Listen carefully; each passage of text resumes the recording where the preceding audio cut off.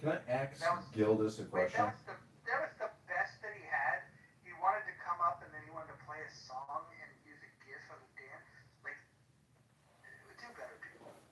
Can I ask a question to Gildas? Gildas, it's a theory of mine that all communication is projection and politic. Maybe at the same time, but not always necessarily. I'm just wondering, in the black community, is racial identity politics a projection or is that politics?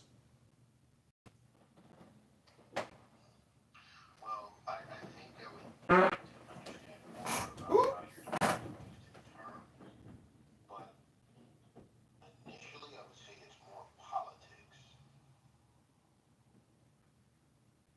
So, I mean, if somebody comes up here and claims that America is white supremacist structure, white structural racism, and the past two speakers I would say are of that sentiment, isn't that just their politic? And to get upset over their politic it would be ridiculous as a listener to get upset with their version or their form of trying to do politic.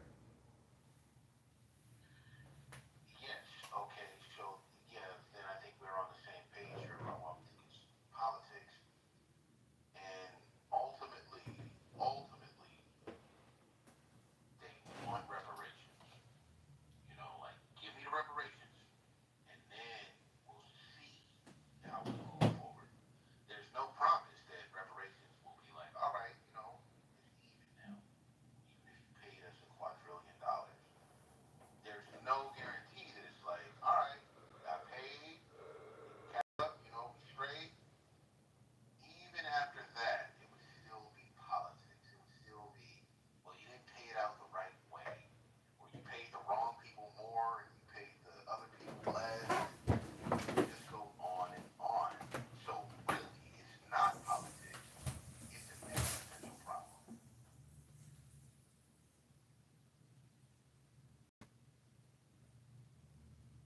We have a new poll up.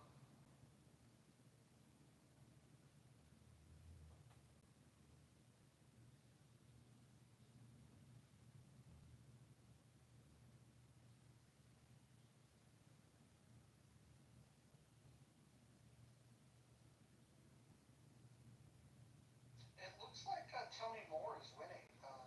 John Kitover, do you want to tell them about the book club?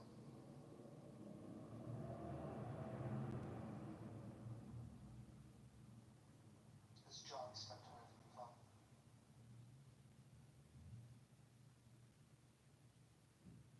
He'll be back.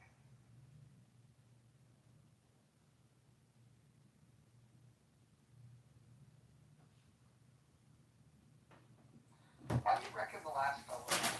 Do you think it was because he didn't want to be in a room where there was women bodies, or do you think it was because his argument was based on lies? What do you think was more likely? I think the argument so far.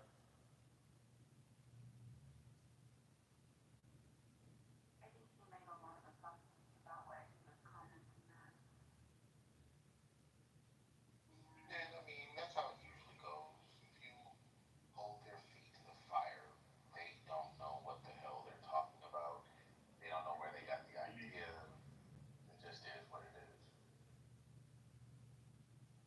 Yeah, the louder he got, the more he spoke over Marshall. I just knew it was a wrap.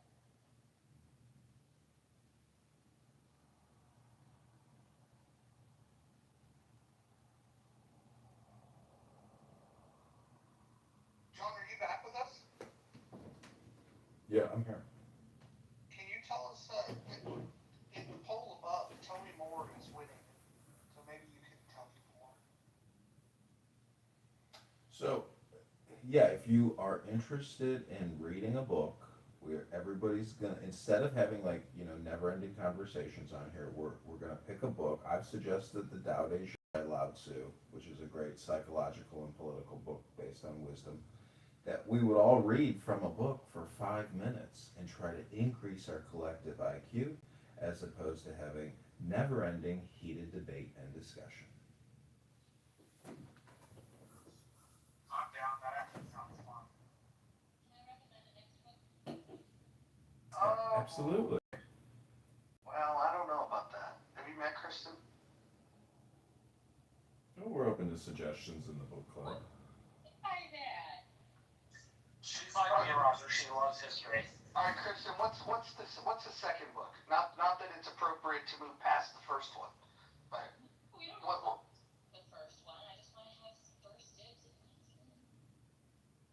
Okay. Is it gonna be a romance novel?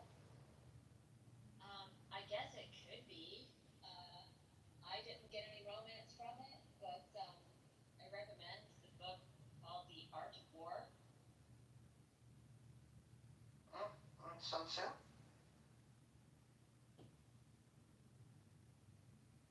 All right. Looks like we've got the first two on deck.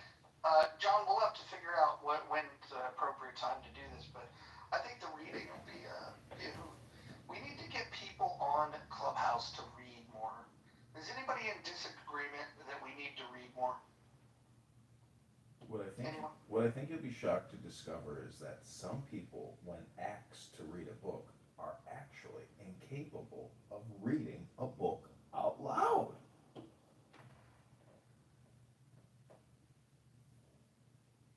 It's kind of like a job interview. Somebody comes into the office and you're like, you know what? Just read me 2 pages from this book. And it turns out that they can't actually read to you the 2 pages without, reading it in broken English nonstop. And so that could be a disqualifier in terms of getting employment.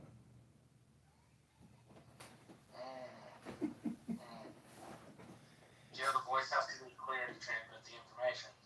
It's what I call a diagnostic test.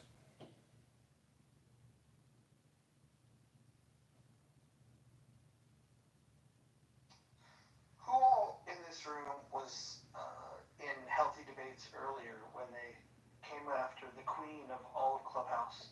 Who all was present for that? Naughty, naughty. They thought they were going to come for the head of the queen. They thought the king was going to capitulate. I didn't. Stand by your lady. I am getting a No, you didn't. I was removed. I was not in the room. I did not know what was going on. Right in there. Wait, Serendipity, you were removed. I can assure you I did not do it. No, Tiffany, you were removed? yes, I was removed. Did you do anything wrong? No. I was action emoji you. Oh, wow. Wow. Some have spoken.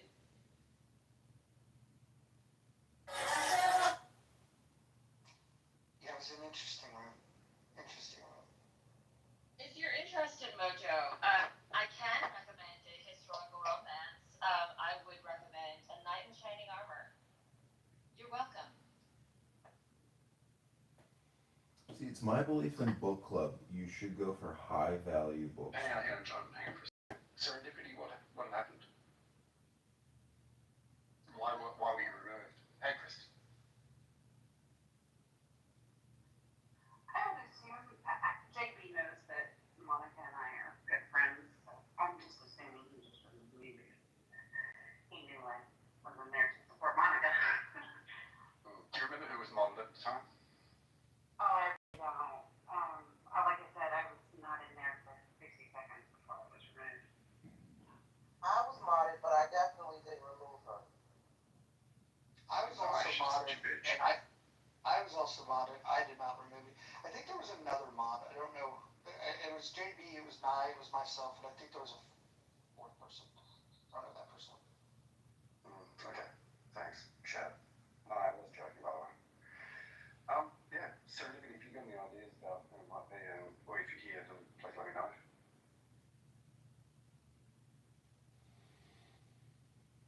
It was interesting. I learned that people were uncomfortable because I open rooms and I invite Monica and I give Monica a mod badge. I don't know if you guys know this, but I'm not the only mod in this room. We have Kristen, we have Miss Dawn, who's been asleep for the last 3 hours. We have Dippity, and we have Nye. I mod the ladies. This is kind of like, it's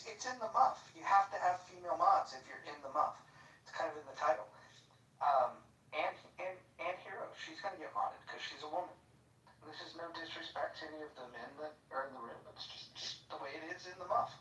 But I learned that there are people that are uncomfortable because I'm friends with Monica. That's very interesting. I don't know why they're threatened. Maybe the women, maybe it's jealousy. Maybe they thought that they were going to win me over. And, I only have eyes for Monica. That's it.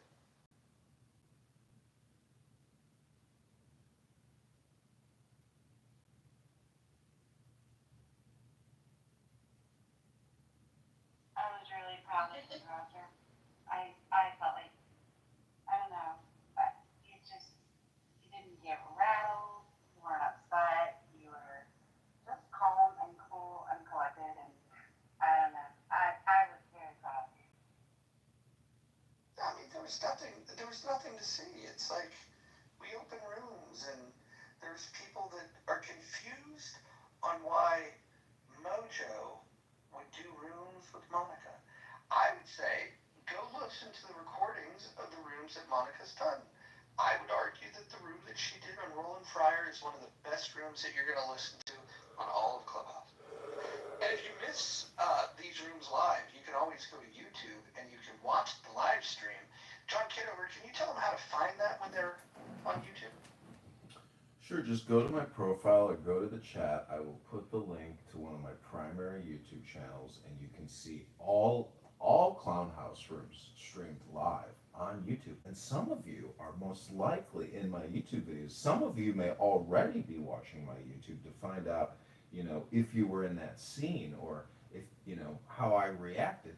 Additionally, there are people who may be blocked from this room and other rooms who also watch my live stream and text me nonstop or even call me nonstop to talk about what they're watching on the YouTube live.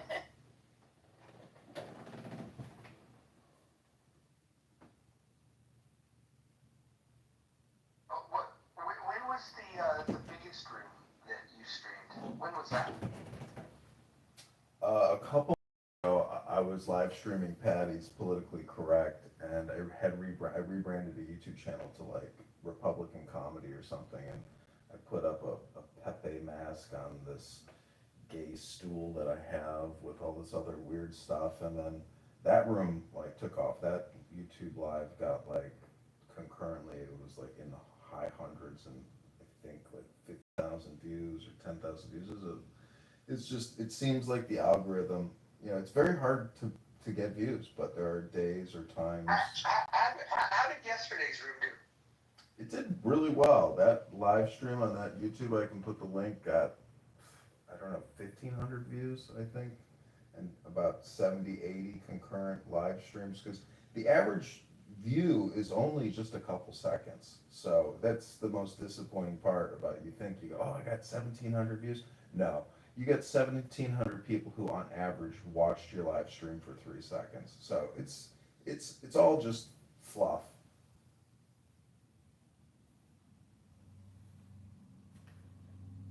Well, we're going to try to break those records. Oh my gosh. I mean, That's great news, Joe. Can you maybe tell us what the hanged man means in tarot? oh, for me, it's sort of the indecision. Like I'm unsure but okay about what's next. Like I'm not the expert. I'm on a ride, and I have to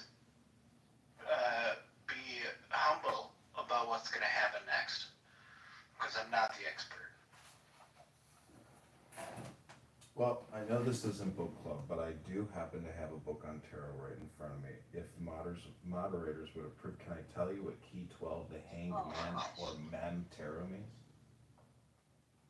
Absolutely. What, man tarot? Mem, it's a Hebrew letter. Whole news is witchcraft. It's not witchcraft, it's called a book, and maybe you should pick one up once in a while. It's called Mem, value 40. Value as the final letter in a word 600. This is the second of the 3 mother letters of the Hebrew alphabet. Its name means literally seas, but like many plurals in Hebrew, it designates a general idea, in this instance, water. In this connection, we may note that alchemists call water the mother times, neither direction nor planet is assigned to this letter. In the cube of space, however, it corresponds to the inner axis of the cube connecting the center of the eastern face with the center of the western face.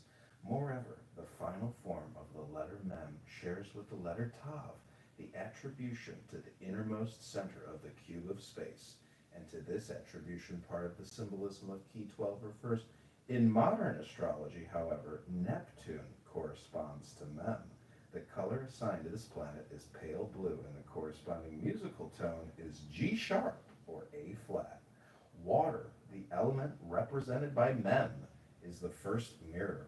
Water reflects images upside down, and this idea is carried out by the symbolism and title of Key 12, which is a symbol of reflected life, a life in image of life in the forms taken by the occult water or cosmic substance. Hanged man, the title means occultly suspended mind, because the man and mind are from the same Sanskrit root, and this fact was known to the occultists who invented tarot. The title refers also to the utter dependence of human personality upon the cosmic life. In the Bridar Pack, the youth hangs from a T cross. Okay, that's all I'll read for now, but that's called reading a book. And I hope maybe some of you will come to this week's book club to also read a book. Yeah, and I should say that my hanged man came from the Celtic cross tarot reading, where I had majority swords, and then ended with the hanged man, and that stuck with me. Just by the way.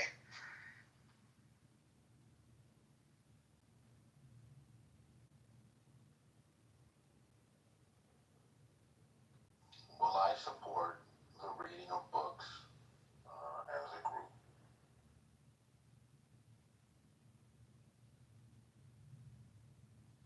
How else are you gonna learn about Dorian Gray? You gotta read the books. What I'm looking forward to most is to hear Monica's voice when she's reading from the book. 5 minutes of the most glorious voice on all of Clubhouse. If we read the most glorious books and have the most glorious reader and sounding person, clearly the room will be glorious, and hundreds, if not thousands, of brain rotted out clownhouse users will finally hear what we call intelligence, knowledge, comprehension. It will be a hallelujah moment. We have some epic voices here. Gildas, for example, will be awesome. Adam's reading is going to be great. Anne Hero, that's going to be amazing. John's voice. I hate the sound of my voice, but I'll read because reading's important. We have an Australian accent with Ro.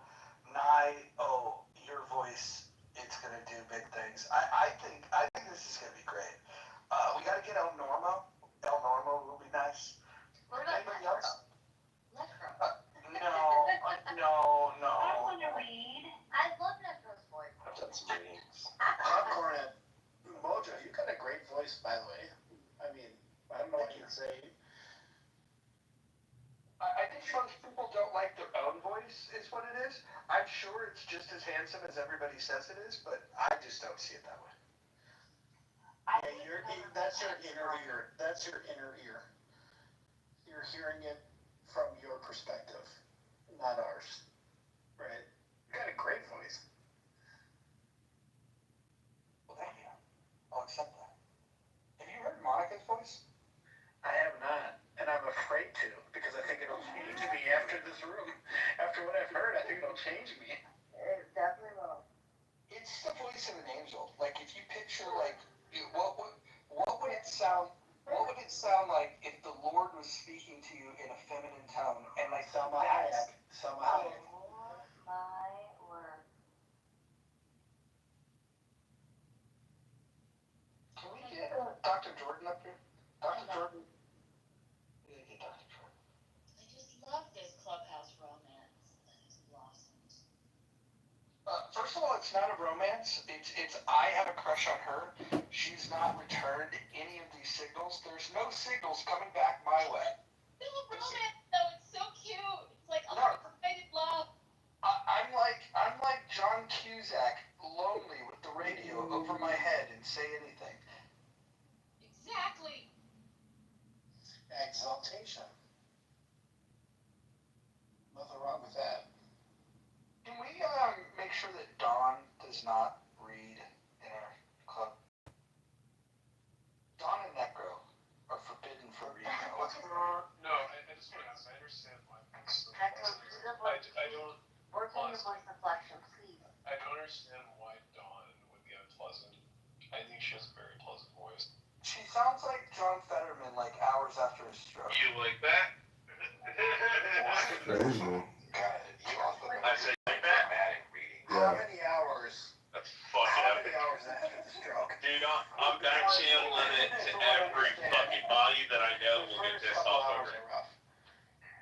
You know, I'd like I'm back channeling like 30 my people already. vote from yesterday. I voted. Hold on. It's hard to I know have the walk this back context of just in some of case she's these. listening.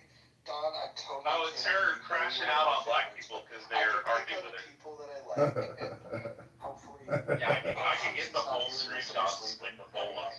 You should put these on YouTube. I voted. But what ends up happening is during the chillism conversations and debates and stuff, some of these people will be in the back channel dropping shit towards each other. So like, Louie will be like, shut the fuck up, Monica. And then Monica's like, fuck you, you nigger, or something like that. And say that word directed towards him in the back channel. Because they know that Monica doesn't want to say it in the chat. Because then other people inside of Clubhouse will see it, like Roger, and be like, oh my god, Monica's a fucking racist piece of shit. Mhm.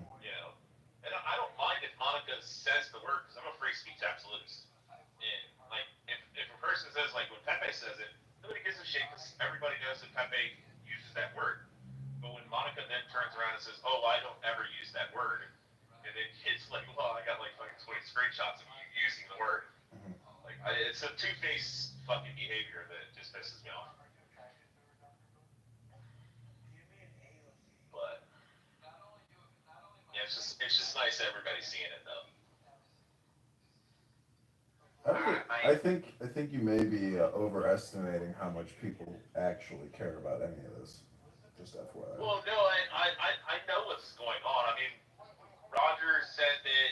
I mean, were you there the day that Roger said that he doesn't actually like Monica? He doesn't think she's like, somebody of substance. But he said he's doing this like pretending like he likes Monica and making her believe that like he has a crush on her and like he's telling her, "Oh, my sweetheart, my lovely darling, my queen."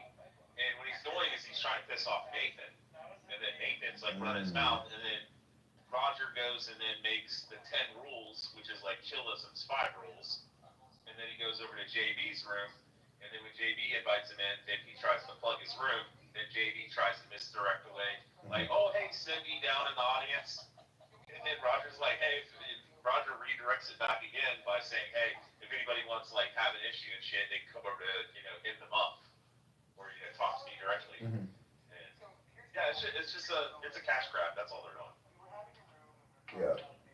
Roger, see, the thing is, if you're the green bean, it gives you that control, and like Roger likes to have the sole control because Yep. I think it's probably more Narcissistic effective. personality disorder. Probably, but it's also, it makes it easier if you're the sole mind, you control the whole experience. It's that much more, Well, what's funny is David hit the nail on the head in the JB room.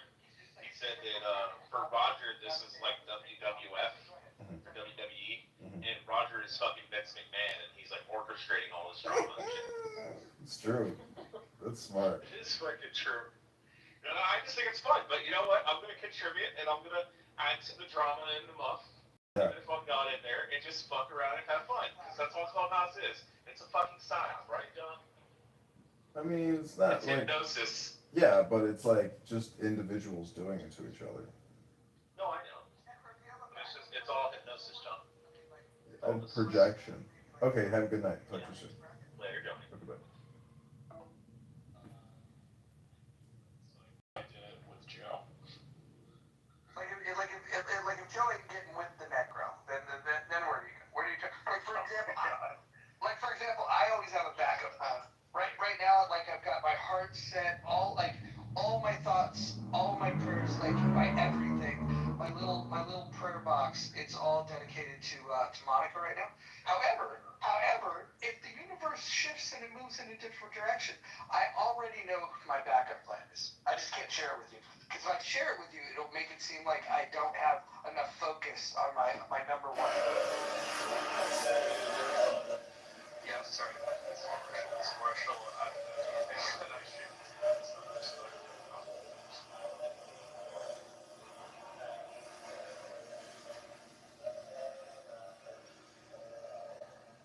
Are you there, Marshall? Marshall can't save you now. No comment.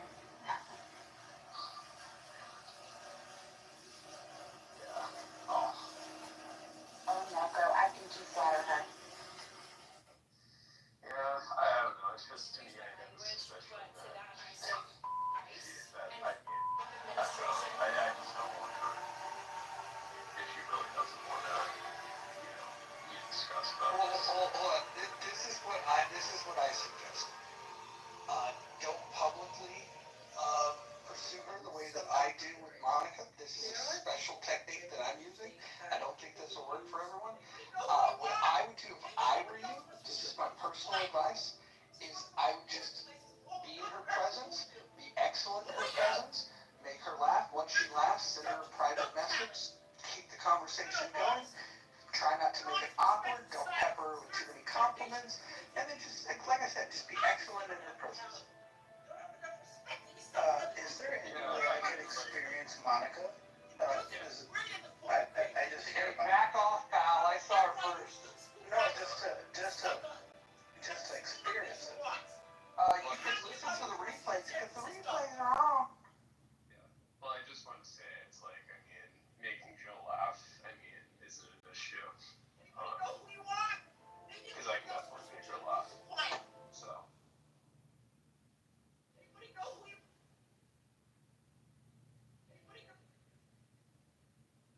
Alright, whoever's friends with Joe B, just get the word, you know how it works, just kind of just be like, hey, what do you think of this necro guy?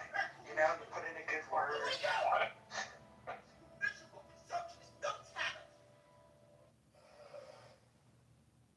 I think we can make this happen.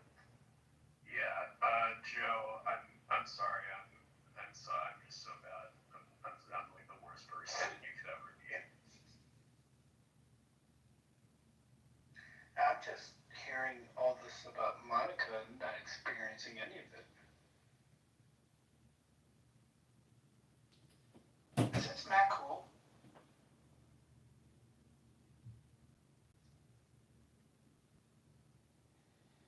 So I have gotten some messages from Rich. He's watching the YouTube live right now, and if anybody's interested in watching that YouTube live, the link is in my profile. And Rich is sending me all kinds of stuff about Monica and some of her communications with other Chillism members, which some of you may. Wait, hold on. Before you go sipping for Rich, let's just be straight. He tried to call her out on a stage, tried to say some things that she said that he took out of context. He's made it sound like she was a racist. All the while, he was in a room using the N-word repeatedly. You busted Rich has Rich. been blocked from this room. Now, he could get back if he swears that he's going to follow all the rules, but he would have to swear to follow the rules. Because right now, I think that Rich has offended enough people in this room, broken enough rules, and the last thing that he's ever going to do in my presence is disrespect the Queen of Clubhouse. Well, he's putting a lot of smiley emojis in the YouTube live stream right now.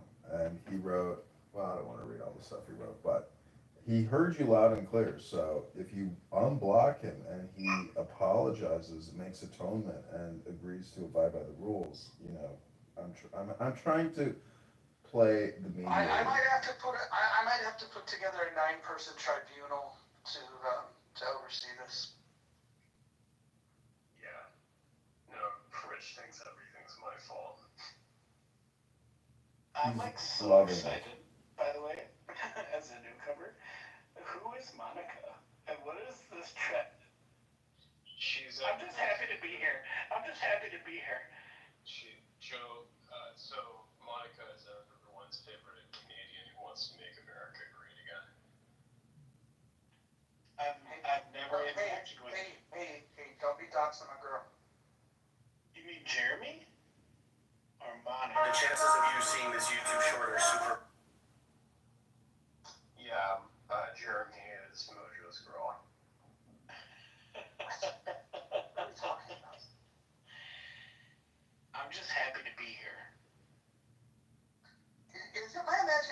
does Joe sound dead ass like Matt Cool? I am not Matt Cool. I promise you that. Where's Matt Cool at? And he is the Aristotle icon. He's currently in a Pepe room. Yeah. No, he's right down below. He is the Aristotle icon. Oh yeah, I see him. Wait, what did he vote? What's the blue? I will pass. Of course Matt Cole passed on a book reading room.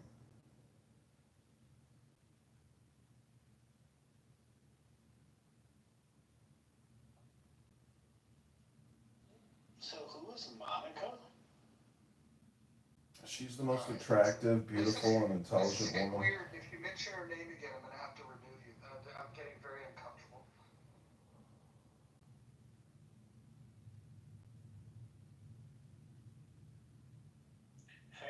Fair. Joe, Joe, you haven't answered the survey question yet. Are you interested in joining our book club?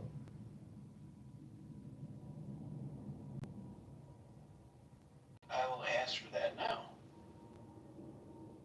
There's a whole lot of other people on this stage and in this room that have also not answered the survey question. Do you want to join John Kitover's book club? Yes, I do. I will pass, or tell me more. I said yes, as long as we read Dorian Gray. Are you guys confident in your reading voice, like in front of other people? I'm Yes. confident. I can read rock. Hopefully it doesn't have big words. I do better with smaller words. Yeah, in the Dow, less That's is a whole more. other thing. You got to be able to read confidently to make it, There's Dr. Seuss in there. The most important word in the Constitution is erection.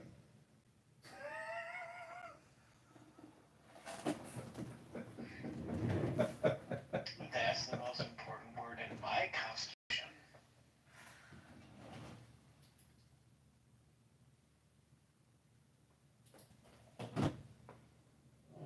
Roger. Talk to me. What's up? That YouTube link that I just put in the chat, it's just a really short little clip of a nurse that does like these little, I don't know, hospice videos. But I want you to listen to the patient and tell me who you think it sounds like.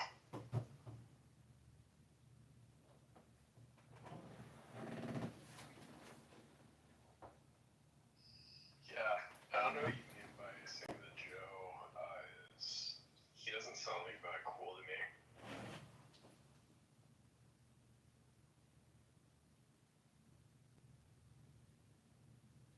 Right? Yeah, I'm not. Dang. That's crazy. That's crazy. It's her voice twin. I'm not Matt Cool. I'm Joe Cool, if you will.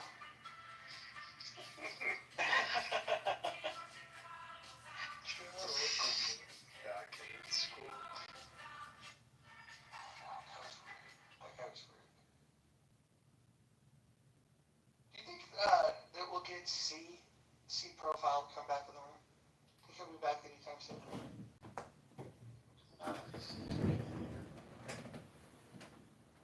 What about the guy Rock who made some outrageous claims and then we fact checked and he ran off? Same difference. They don't want to talk to one of their own kind who can hold them, to the fire. Not in this room. They might come catch up with me in one of the black rooms on the side. And it may happen that way, but up in here, Well, I'm black, and everyone came out of Africa. So, I mean, we held him to account as Americans. John, Randy brought up a good point. If the book club decides to do Huck Finn, we won't be able to do it in the muff for obvious reasons. because what is it, 260 mentions? I thought it was like 80. It's like 300 mentions.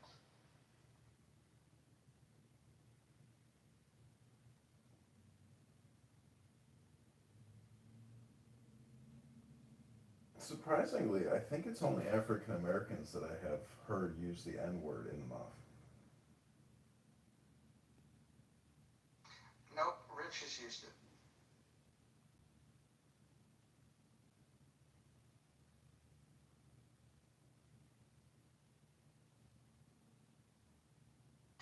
I've heard Adams use it. I've heard Gildas use it. I've heard Sig use it. Um, Interestingly enough, they all used it in a context where they were explaining somebody else using it, but just to hold the line, just to hold the line. Well, I try to say ninjas, but I'm gonna stop saying that. I try to say YNs now. Oh, I didn't even know what that meant. Now I'm gonna be looking for it. You shouldn't have told me. I generally say Nostradamus. You can say Kangs. No, when I talk about the N word and people say he's too much of a pussy to use the N word, I say Nostradamus.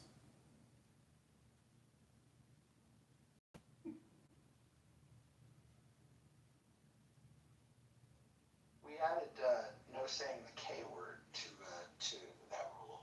Rule number 7's now banned the K word. And today we were asked if the K word stands for kangaroo, and we had to explain what the K word was, which was hard to do without saying it.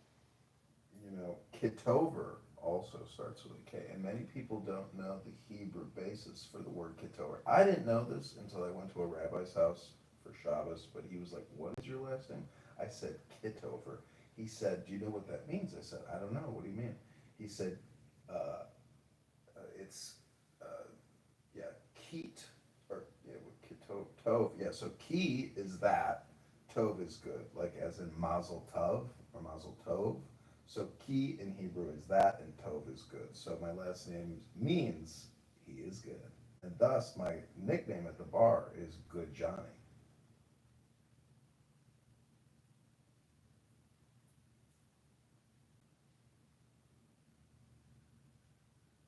But it's from the book of Genesis. After Hashem, Ribbon Shalom, Yahweh created the universe and the world, he said, "Kid over."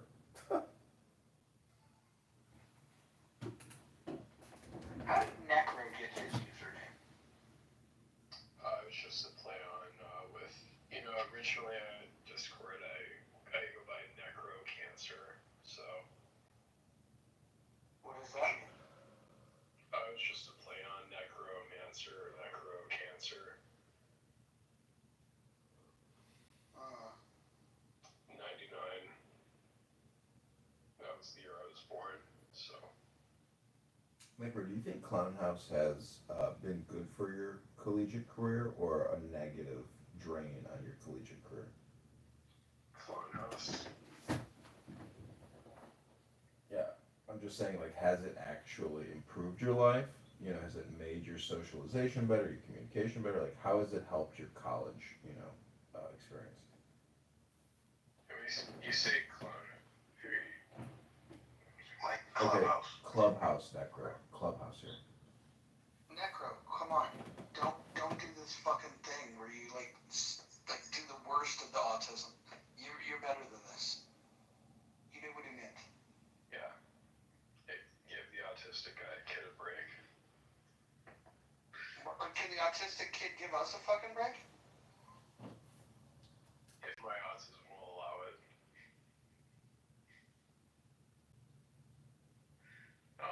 Anyways, as far as this app improving my life, I mean, I've definitely met a lot of people in social life. You met Joe B. Yeah, and she's very kind. She's probably one. What is it about Joe B that you find yourself drawn to? Just her caring personality, I'd say. This is very sweet. I think there's potential. Can I come to the wedding if it does work out between the two of you? I mean, if Joe V will allow that. I'd be seeing a fan. Just rent Harold and Maude and save the plane ticket. Yeah,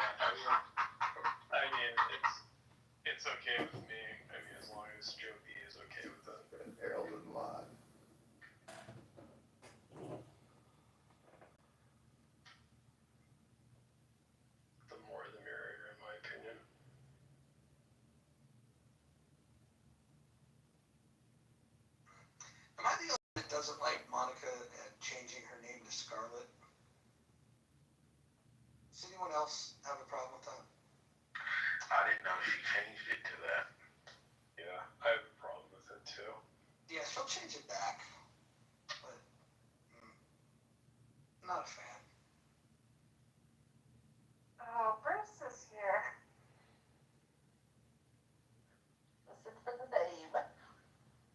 Oh, Bruce, my talent manager has arrived. Bruce, when's our next booking? I'm so happy you took on being on my talent manager a couple of years ago, but we've yet to book any acts.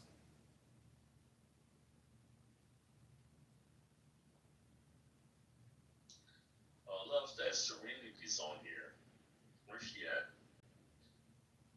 Her name is not Serenity, you retard.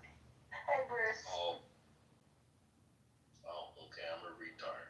Okay, Correct. Her name is Sorority. whatever. Serenity. So I'm a retard because I say I'm correctly to you white people, right? Oh God, we got another one. Are you a clone? Yeah. Why'd you do this to me? Is it because I'm white? Alright. I see where this is going. Do you know C profile, Bruce? Bruce, tell us about your favorite white person. I have people that are my favorite. White, black, purple, it doesn't matter. So you can say what you want to say, but I'm not going to agree with it because you should know me. So you don't, it's on you. Yeah, those are bars, as the young folks say. I mean, you guys can say something that's kind of racist, and then I'll be like, that's kind of racist, and then Wait, hold on. You think you're in a room full of racists? see, I didn't say that. It's the least racist room on all of Clubhouse. No, because I see a couple of motherfuckers that like, Name one. kiss my Serenity's not. You mean serendipity? Well, whatever. You want to, You're not very good at reading, are you? see, you're racist. Because you can't read, I'm a racist? No, you're racist because you said some ignorant shit. No, you mispronounced the name. All you had to do is sound it out, my guy. So who you do? The blackest man on all of Clubhouse. No, you're not black. You're Hispanic. Ooh, now I object to that. My ancestors are the Moors. I don't know if you know your history, but I am eggplant. No, you're not. Period. Man, it doesn't even matter, dude. When I want to deal with, I'm blacker than you are, son. if I want to deal with somebody like, Listen, son, I'm blacker than you. as in the entertainment industry, I deal with that. Just like all of them do. White people deal with fucking black people all the damn time. In the industry. But I'm not dealing with you as. With you? You're just. I ain't fucking with you. No. You're just gonna be. Did Bruce just call me a racist? Oh, Don's awake. I hope you heard what I said earlier. Jesus Christ. I love Oh, Ann. man. Ann's shit. So, no. You just called me a racist, Don- Bruce. Don, You know what? Don, when you were sleeping, hun, I was talking about how much I'm looking forward to you participating in the. You might think this is a giant cockroach, but it's not even an insect. It's a giant isopod, and they live all the way on the ocean floor. These alien-looking creatures are marine invertebrate that live in the depths of the Atlantic, Pacific, and Indian Oceans. And they don't call them giant for nothing. They can go anywhere between 17 to 76 centimeters big.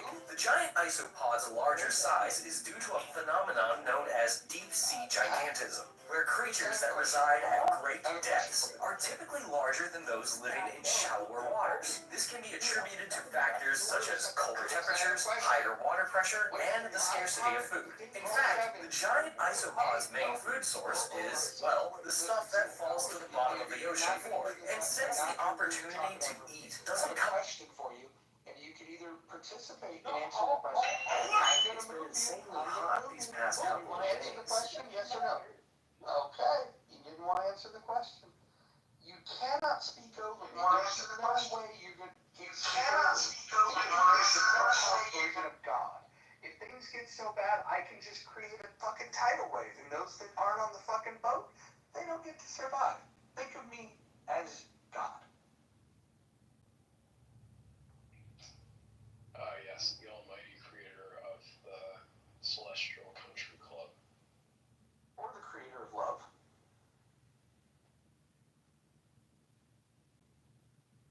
God loves who he chooses. Sounds like the film Caligula. You know, Gildas, if you had a black exploitation film in the 70s about Caligula, you could do a little play on the word, and it might be really fun. It might be an interesting concept to pursue.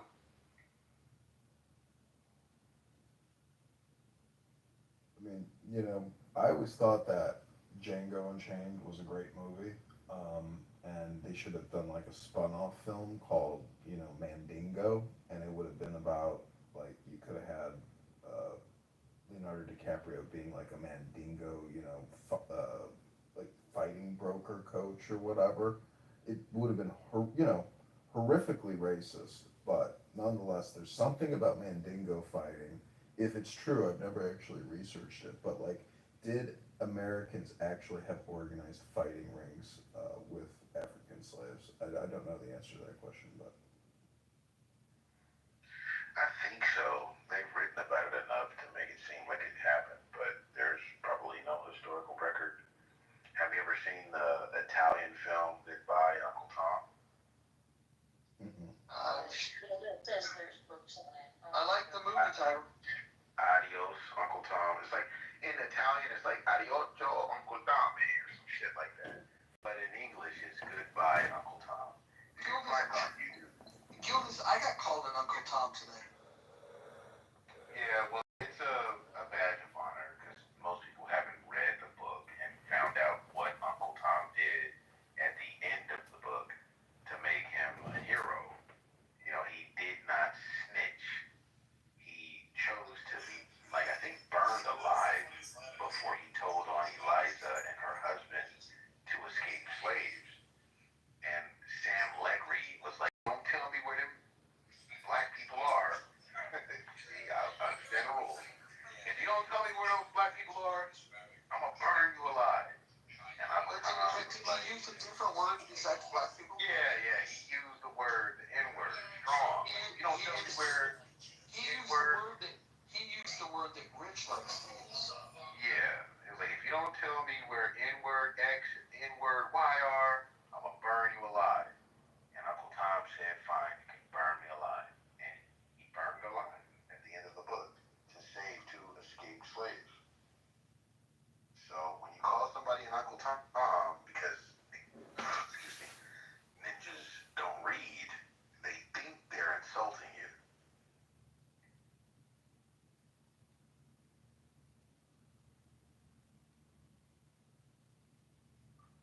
If you don't believe me, you know, chat GPT it.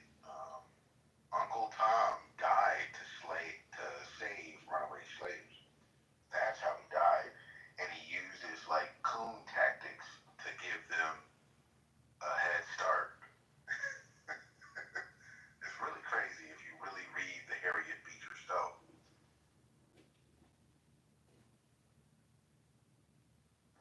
What is that? What is what? I'm sorry, what is the tactics you're talking about? Where you're like, oh, I don't know, it ain't nothing in here but us chickens, master. I don't know where them fools and ran off to. I guess I must have slipped and forgot where everything was. And you know, he played that role to allow them some time to cross into Canada. Thank you. You've never heard a former American slave, now Canadian resident, come on this app and talk about like their lineage or history or how they made it to Oh Canada. man, if we could hear from the Halifax black population, the Newfoundland and Labrador black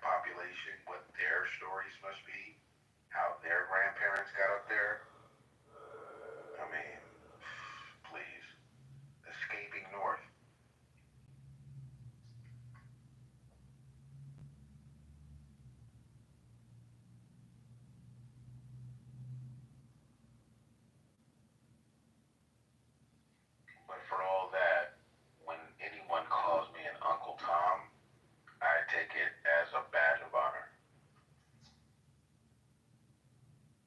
Do you think there was ever like an angry slave on the run who hated white people so much that they naturally assumed that going north was a lie, and therefore they decided to go south because they didn't want to believe the white man's lie about freedom?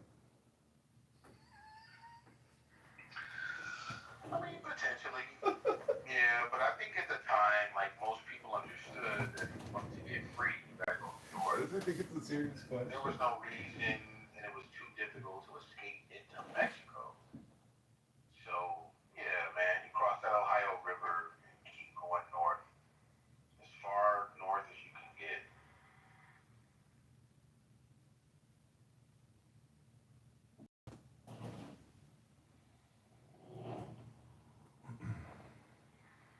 Which also undergirds my opinion about illegal immigration. I think they're just trying to move north too.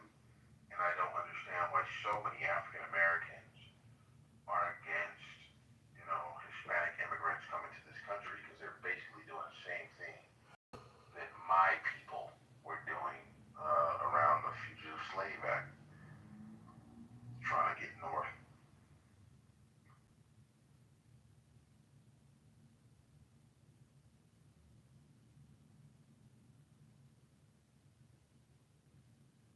Well, what do you think about Trump, supposedly telling ICE to arrest Hispanics, especially if they're speaking Spanish? Well, I'm not the most, I'm not, like, I didn't vote for Trump. I didn't support the tariff plan or any of that. And when it comes to immigration, I also disagree. I think the people who are here, who are working, should be allowed to stay. And whether you give them amnesty or whatever, figure that out and let them stay. But roundups and ICE raids and things like that, I'm not, I don't like it. And I know that there are like Hispanic criminals from the cartels and shit up here, and they are contributing, to a diminishing of what I know, like Southern California to be. Like, they commit crimes, they tag up shit, they do all kind of fucked up shit, human trafficking, you name it, and they should be, caught and deported or imprisoned or some combination. But I do believe that the vast majority of people who are coming over here, quote unquote, illegally, they have every right to be here, and they should stay here, and they should be,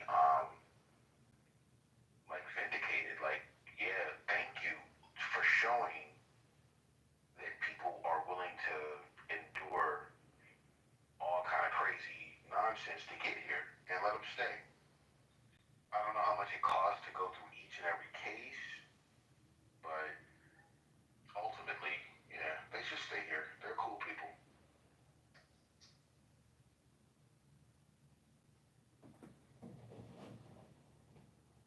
Can you think of any contrarian positions to your position? Why, some Well, people... absolutely. Um, as my cousins in LA tell me, they pole vaulted over here, and it just looks like they busted a pinata all over Los Angeles. They don't get in get in line with the customs of the country. They play their music too loud. They're the reason why there are long lines at the hospitals, because the private hospitals are taking Medicare money and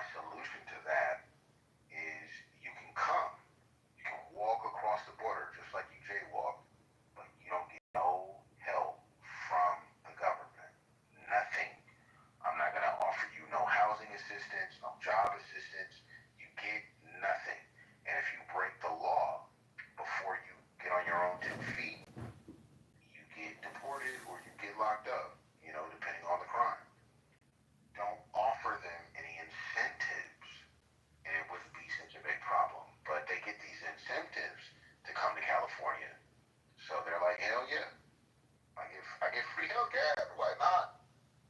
I would pole vault too. It wasn't my idea, but someone, a clubhouse when we had, I think was the topic, but they thought that rather than just deporting everyone, they should go do ICE raids, but find out IDs and arrest the criminals, but those that had been living here legally, find a way to give them a path to citizenship. It shouldn't take 8 to 10 years to go through that, and both administrations have done nothing to increase the judges and a path to a quicker citizenship. David, do you know what it's like in, let's say, India, Russia, Bangladesh for that matter, when an illegal alien comes into that country and tries to work or live? Do you know what the punishments are for that in other countries other than the U.S.?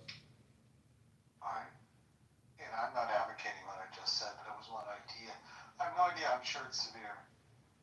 Yeah, it's very severe. It's like 10 years automatic imprisonment in Russia, multi-years in India. I mean, other countries do not tolerate this type of clown world behavior. I don't know if some of you are aware of that, but America is very lenient compared to the rest of the world on this one topic.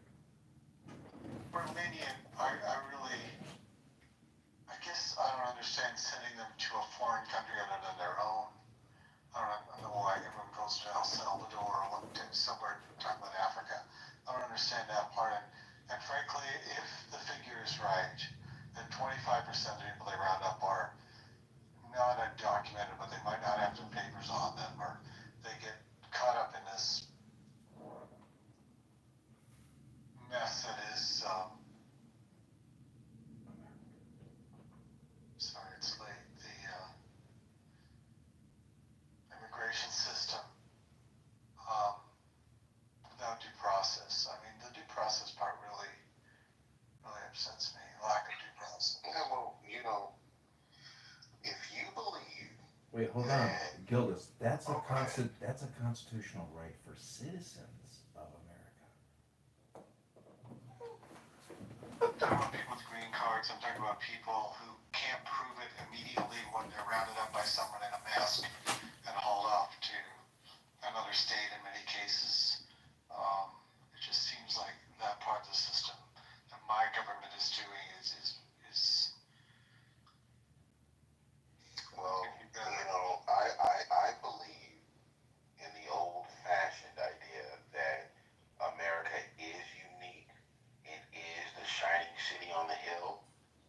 And no matter where you are on the planet, if you're suffering from authoritarianism, totalitarianism, your number one goal in life is to try and get to America and show. and I want to interrupt you for a second, Gildas, because how do you account then for the imbalance of immigrants versus citizens that we already have and then would be in the future? I mean, we are in a sense giving our country away. Because part of what your argument is true, they're not assimilating. They're not, my father came here in 48, he already knew English from Germany. He wanted to become an American citizen. Fortunately, there was a 4-year process for him to do that. And he was proud to be here and proud to be an American. We don't see enough assimilation. Well, then I'm inclined to agree with you. Insofar as anybody from around the planet should be able to walk across the American border or swim across or float across, whatever it may be. The only stipulation is that you believe in individual rights. And if you come over here from wherever the hell you're from, if you believe that and you can espouse that at the border,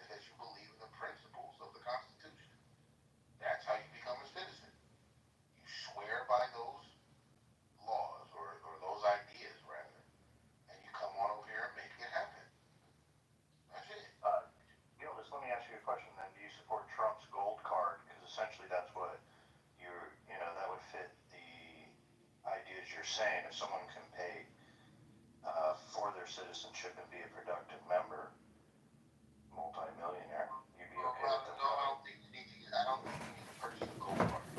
You just need to be able to come over here and be willing to fit into the economy where you start and go from there. You don't need a place. With the gold card.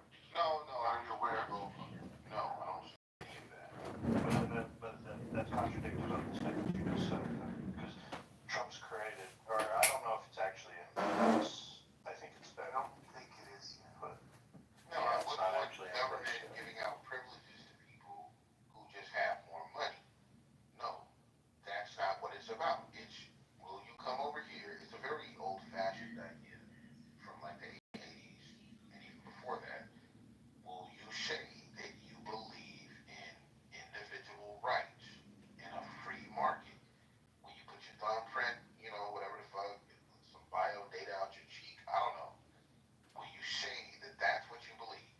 And if you say yes, you got 5 years to prove it, 2 years to prove it. If you come over here and become a criminal or some other shit, you're deported. If you come over here and start a business, a kiosk in a mall, and it grows, well, you get to stay, you're a citizen. Now, Vancouver, I think, when did Hong Kong change? 94, 95? When they 1997. 97, thank you. So if you had $500,000, I believe, and you brought it into this country with you, you could get citizenship. Or at least Is that a realistic way to enforce immigration, though, Gillis? I mean, you're gonna have the federal government go check to see if they are following up to what they swore to? I mean, well, that's what they're doing now, and it's not necessarily working the best way. They're fighting people who may or may not be criminals, and they're just using the largesse that they have to seek and destroy.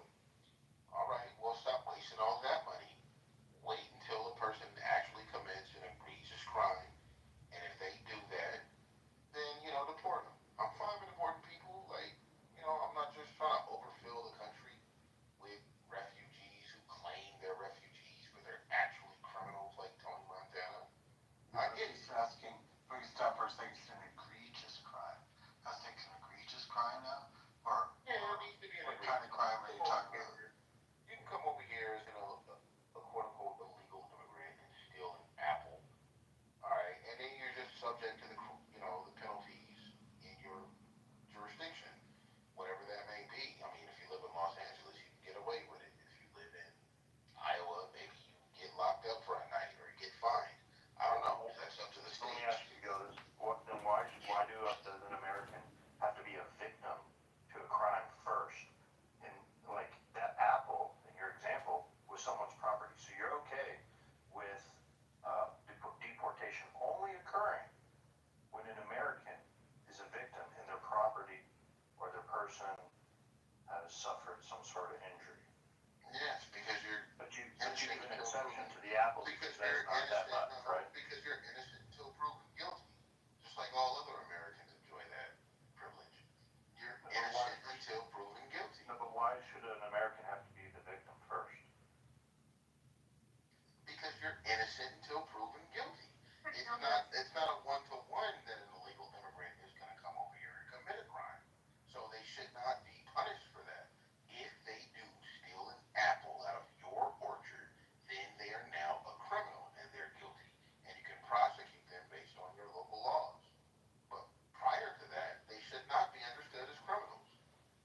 Right, but I think the thing that they're taking issue with is the fact that you made the statement that if they commit an egregious crime,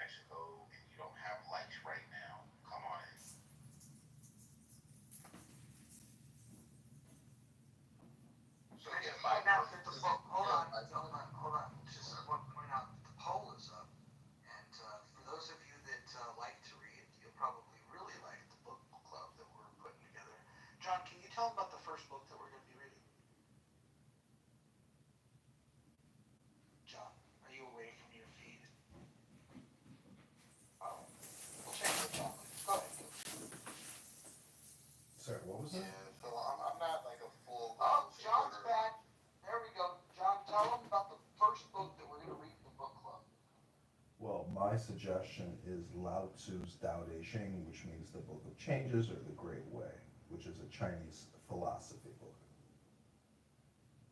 There you go. The first thing that we're reading is a Chinese philosophy book.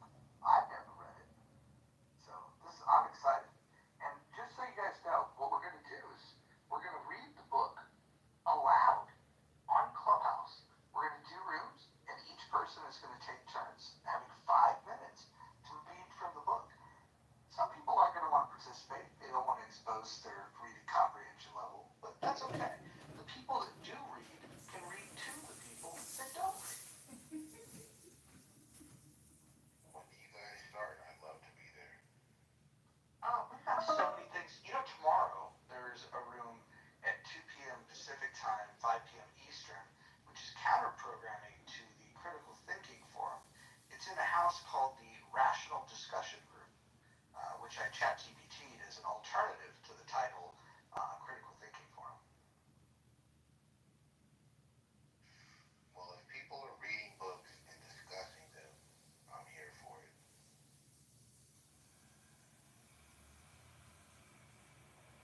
Are you going to be here tomorrow, Gildas, or do you have things to do?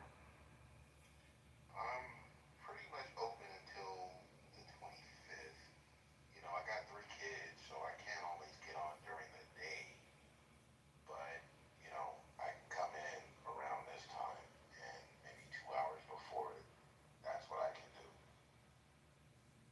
Oh, so you on the banker hours, so you can Yeah, come on man. the Clubhouse on the swing shift. Yeah, it's like I know everybody's getting ready to go to sleep on the East Coast. People who've been holding rooms for 8 hours on the West Coast, it's like, it is So what it is. I think the readings that we'll do will be later in the evening, but the hour and a half room that we do in the Rational Discussion Group is really just a room to provide an alternative to people that don't like the shit that Gary Bumgarner's been doing. Doesn't allow the chat to stay open, and he created a Facebook group for the boomers to participate and chat on Facebook.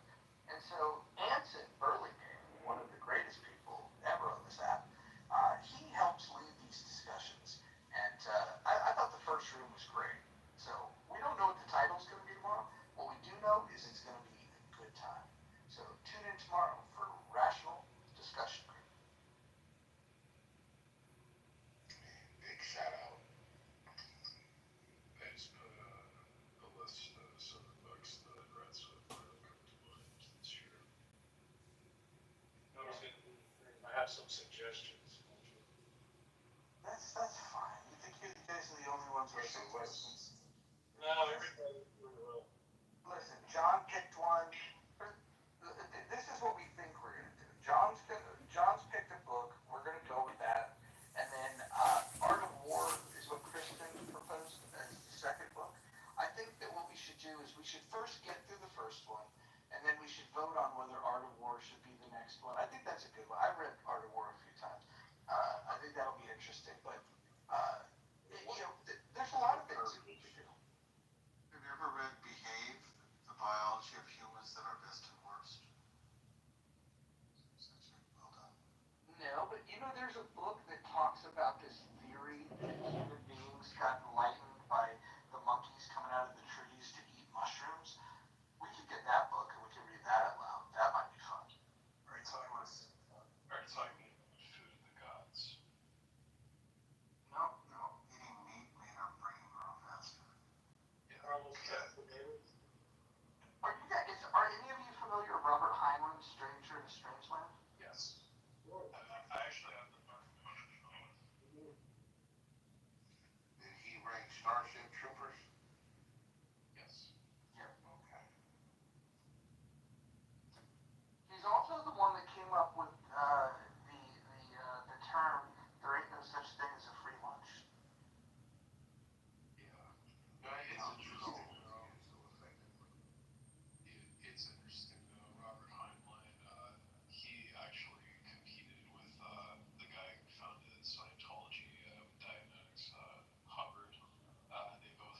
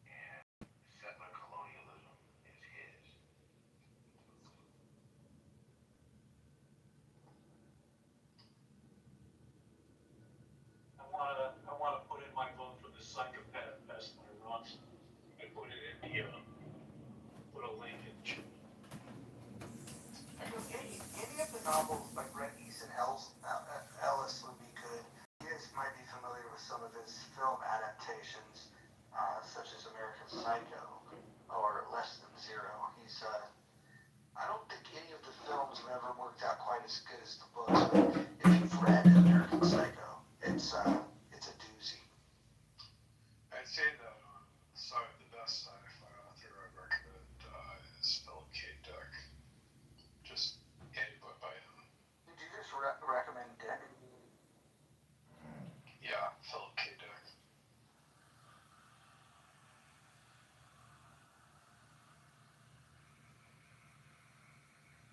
Mitch, what was the book again?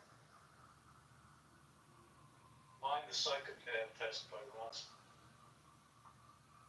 You know, if we ever want to really lose people and just read from something super boring, we can get Cricket Lou's book, DNS and Bind.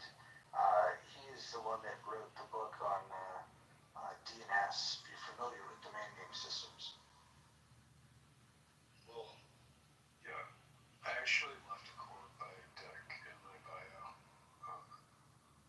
So. What do you guys think of the quote that's in my bio? Let me check it out.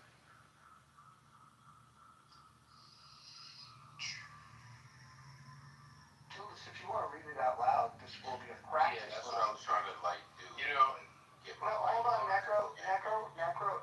Hold on. Gildas is going to read it. This will be an example of what it sounds like to read out loud in a room.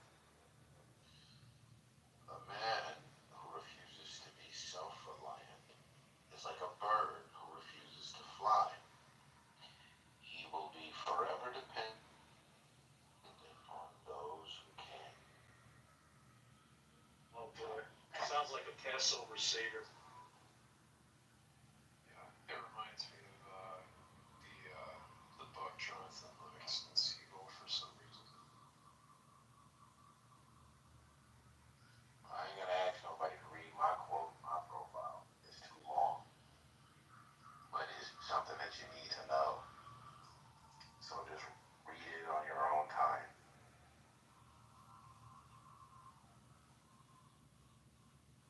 And it's also a bad translation from the German, so it's conky.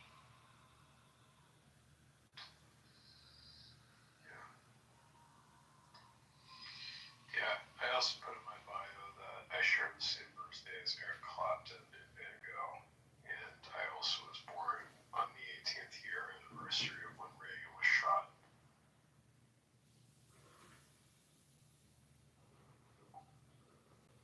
Did you read other German philosophers, Gildas? Or is that your favorite one? To keep it real with you guys, I've read a lot of philosophy, period, from the pre-Socratics through what I want to get through this fall is Heidegger. I haven't read Heidegger. Rilke? Any Rilke? Rilke. Okay. Nietzsche. Yeah, I read him when I was young. It's just a few little poetic verses that inspire the artist, but nothing really profound in Rilke. Yeah, you gotta go back to Nietzsche. You gotta go back to Nietzsche. And if you read your Nietzsche, which I read that deeply, man. I thought I was a Nietzschean when I was like 19. I loved it because his prose is so beautiful. He's an elegant writer. I wish I could approach 10% of his elegance, but he's out of his mind. He has no idea that his stupid ideas are going to lead to Nazism, but they do lead to Nazism.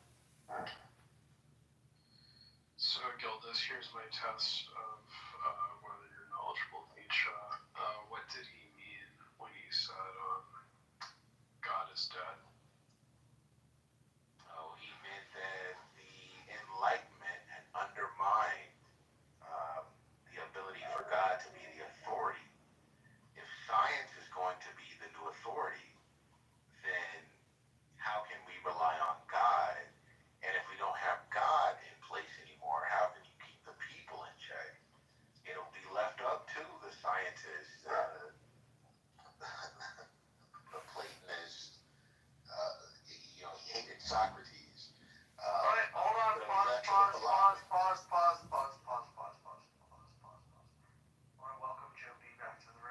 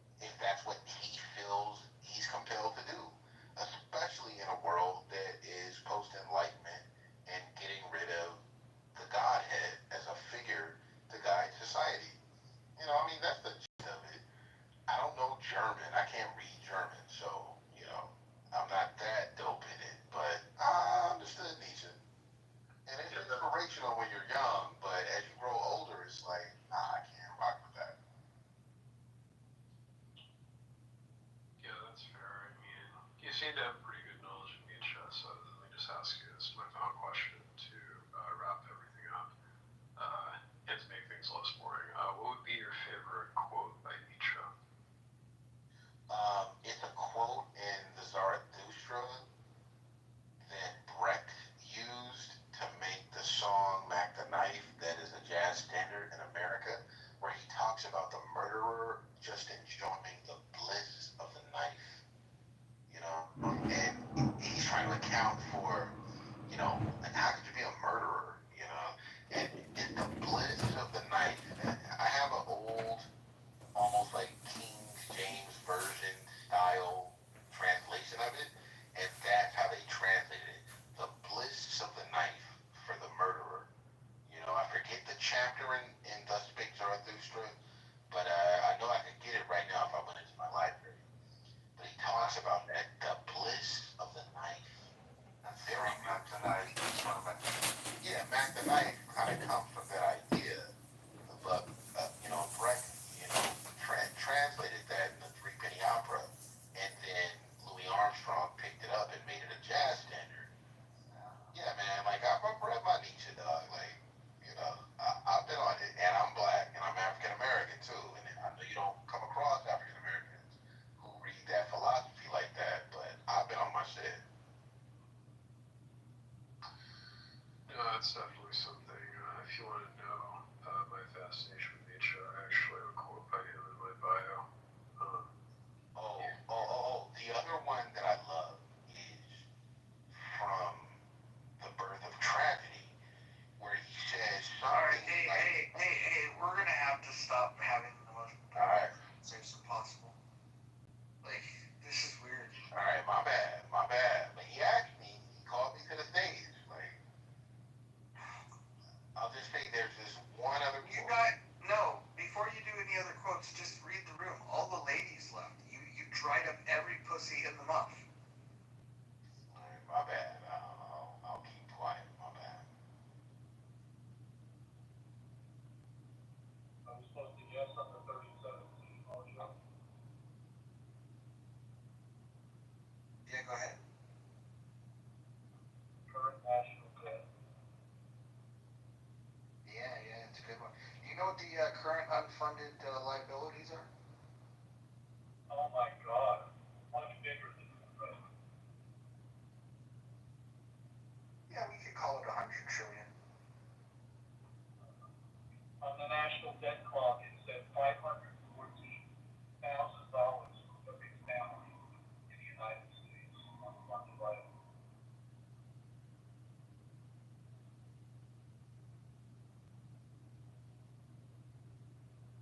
I like your silver chair photo. Thanks. They've been changing. I don't know if you're following the United States debt clock, but they've been changing it now. They're talking about the assets that we have and the money that's being cut from programs, Doge savings. Those things were never there.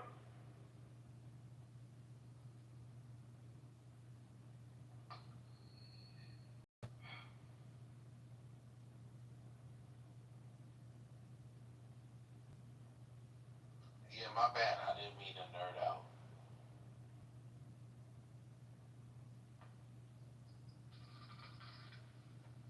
You're very well read, man. I like this.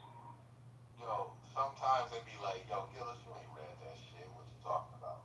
I read that shit, dog. And I fuck with it. But if you're not reading a book like that, I read that shit, dog, and I fucked with it. Yeah, well, listen, I can't even talk. I'm such a white guy. Like, it doesn't even sound right coming out of my mouth. yeah, but I know what you mean. And it is what it is. It's not a racial thing. It's just a lot of people, maybe they don't even have the time to read it and study it. I understand it. It does take a long time, but if you can squeeze it in, it's rich.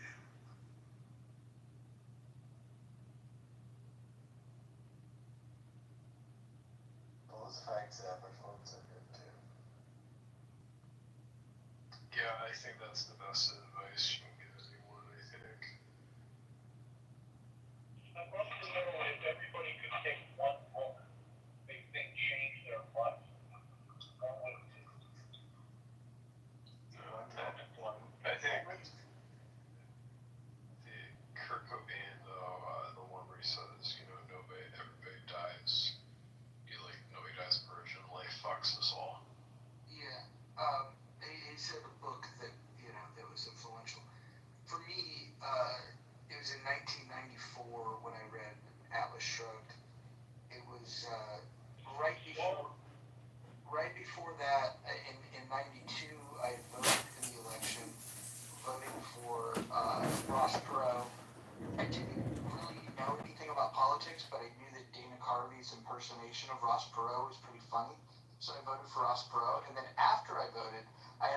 sense of like, what did I do? I just voted for the president and I don't know anything. I made my selection based on an SNL skit.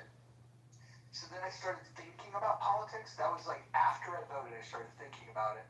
And then I was inspired to read Atlas Shrugged. And then when I did, that was kind of like the beginning of my political awakening and thinking about things differently. Now, in hindsight, I think that if I were to go back and read it right now, which it's such a fucking long book, it'd be a task to do it. I doubt it would move me in the same way, but that was the initial thing that got me thinking about, like, hey, what if the entrepreneurs, what if the producers really did just say to hell with all this and stopped working? We talk about like labor strikes and frontline workers going on strike, but what if the real producers, the ones that come up with the ideas to innovate and change the world, what if they were to say to hell with this shit? Yeah, Ayn Rand to me was like an eye opener, but as you get older and as you think about it, there is something that's I guess a little simplistic in her thinking, and then there's something like really problematic with some of her acolytes. So it's weird. It's like I feel about the same way now about Ayn Rand the way I feel about like Hulk Hogan. Like Hulk Hogan was the thing that I watched to first get me into wrestling, but if you were to ask me my favorite wrestlers, his name wouldn't come up. So, but he has a special place. So he's like P. Diddy almost for you guys. That's just a joke, but yeah, like I read Ayn Rand early too, and I was like reading it, and I was like, this is dope. And then I think I checked out the Objectivist Lexicon out of the library at the college that I was in at that time when I was like 18. And I got to like the article or the entry on the Native Americans, and she was like, the Native Americans had no right to the land because they weren't developed, and that's why they needed to be eradicated. Hold on. She called them savages, and Yeah, she called them savages. Yeah. Yeah, but here's the thing, right? And some people just say, "Oh, it's a shit take" or whatever. The bigger part is that she doesn't think of it as a genocide. She thinks of it as a war, and I think it's if you allow people to shape it for you, like from when we're young kids, they try to tell us that like, oh yeah, the natives were here and they were slaughtered and this was a terrible thing, and if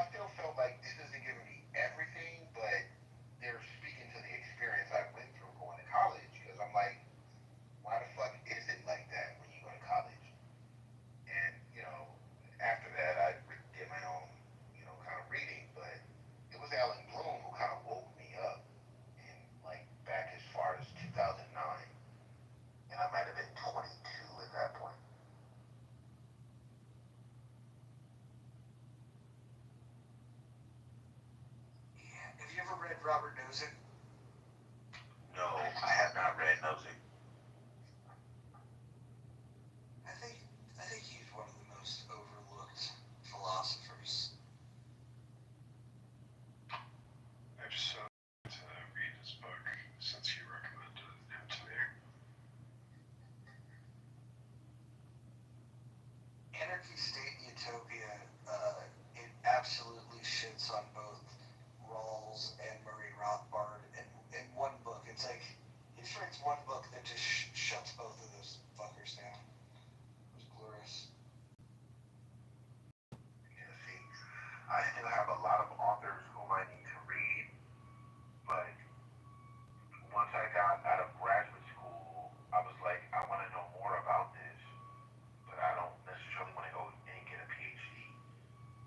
And because I was living in New York, in Brooklyn, you had like Hegel study groups.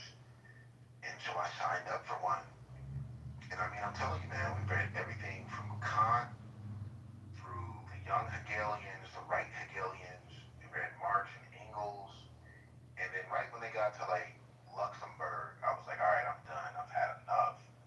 But I would sit in the rooms with them and like listen, because I didn't know if I was a Marxist or not, or if I just liked the revolutionary shit or not. But I was like, yo, fully engaged.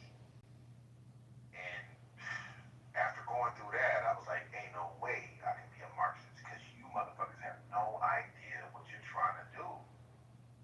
Like, they would admit it in the class, like in the discussion. Like, we don't know who we're gonna make go into the mines to get the resources that we need to overshadow the capitalist growth. And I was like, well, you guys have admitted it yourselves. Marxism don't work. And after that, I don't know. COVID happened, Clubhouse happened, and now here I am. But I don't even understand how people could entertain Marxism. But I do understand because nobody's like really read it. You know, that shit is crazy because the professors are. Especially CM. Yeah. Was your undergrad? Hi, my friend. You want to talk about something, Mojo? You have no idea who you're talking to. No, I know exactly who I'm talking to. You're the guy that gets removed from stages in the philosophy rooms because you don't know how to shut your mouth. You don't make good points, and all of the other philosophers kick you to the curb, and then they laugh. There's what philosophy? First of all, what are you talking about? I'm mostly in science, physics, and mathematics. You don't know nothing about any of that. What do you know about that? I'm the only person probably on the stage with a PhD in mathematics. Alright? I don't even think you can spell PhD. How not only was that question retarded, but because PhD is literally spelled PhD. Do you know what PhD stands for? Doctor of Philosophy. Next question. Congratulations. Do you have any philosophy, specifically good one? Like, I mean, in the hard sciences. I don't want to hear you have a PhD in fucking, in gender studies or sociology or some shit. Which Do you have an engineering degree or biology? Well, hold on. Hold on. I'm telling you, in no universe are you more active. Can I respond? And I'm May I respond? See, this is what I'm talking about. Go ahead. You get removed from stages because you don't know how to shut your mouth. So I've never seen you in my life. I haven't. Shut the fuck up and allow him to speak. He's got his little fucking ball on his head tied a little too fucking tight. Yeah, I have a CHD in economics. Do you want to discuss? The fuck is a siege? Doctor of Clubhouse? Exactly. You're one of these wannabe clubhouse philosophers. Have fun with that, bro. Okay. You claim to be educated and you still speak broken English. No. I'm from Miami. This is how generally. Wait, you're from Miami and you speak broken English? Do I sound like I'm speaking broken English? Yes. Well, I don't know what. You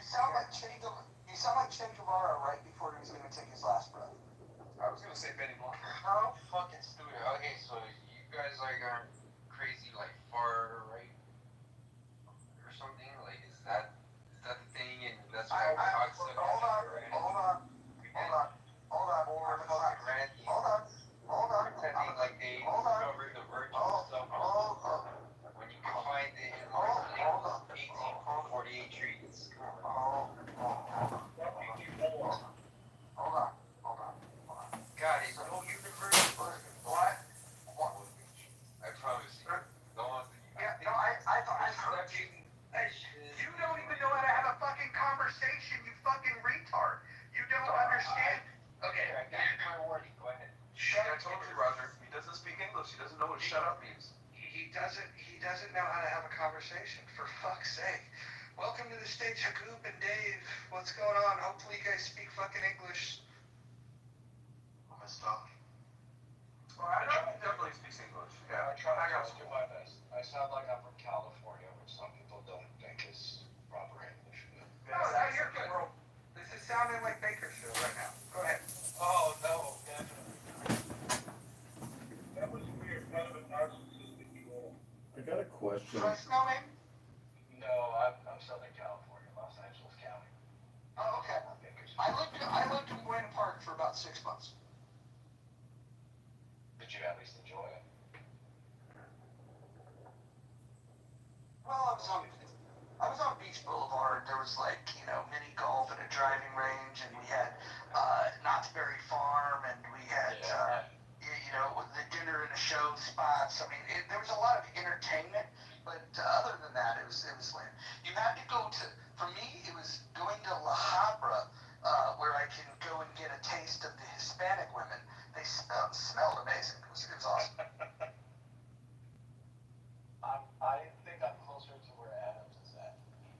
Actually, no, Adams is on the west side, so I'm on the east side. I'm on the west side. I think you and I both have the same congressman.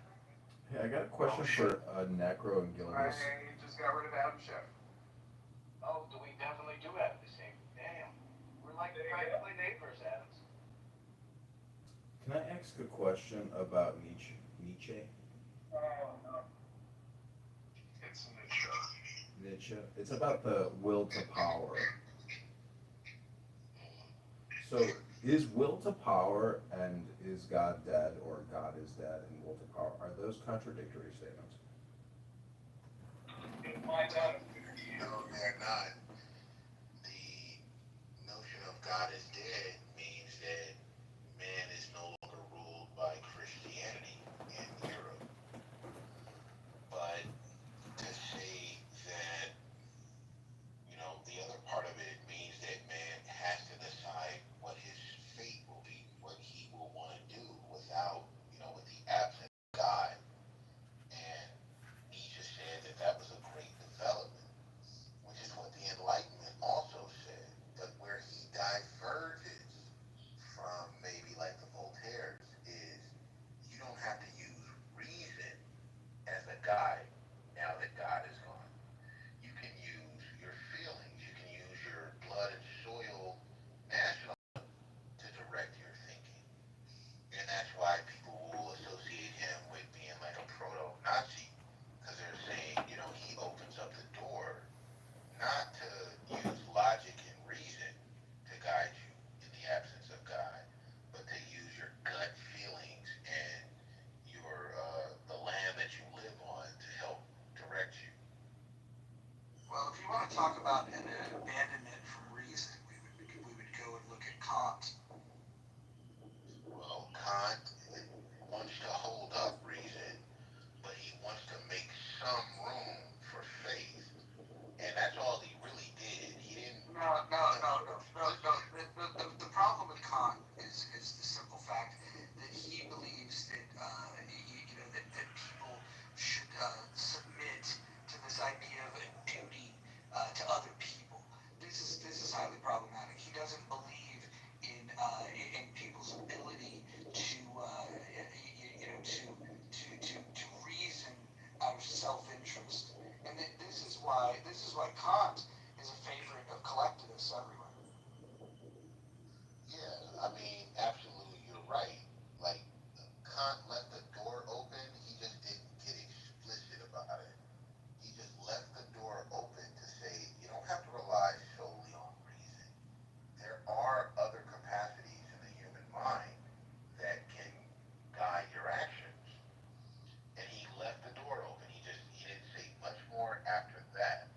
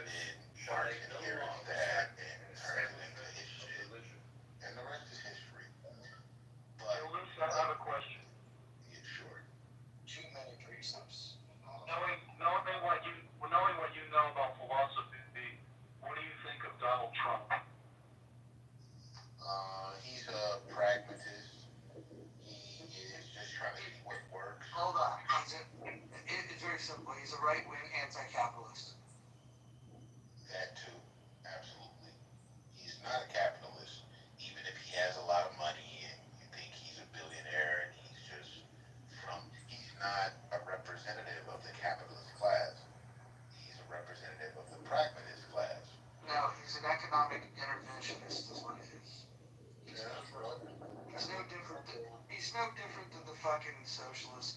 He just wants to put his hand on the scale in a different way. I agree. He does not believe in the market and the individuals in the market making the economy stronger. He believes he can have a role in it. He wants to be the invisible hand. I actually don't think that he wants his hand to be invisible. I think he wants all the credit for putting his fucking dirty ass fingerprints all over the economy. So Yeah, that's true. That's true.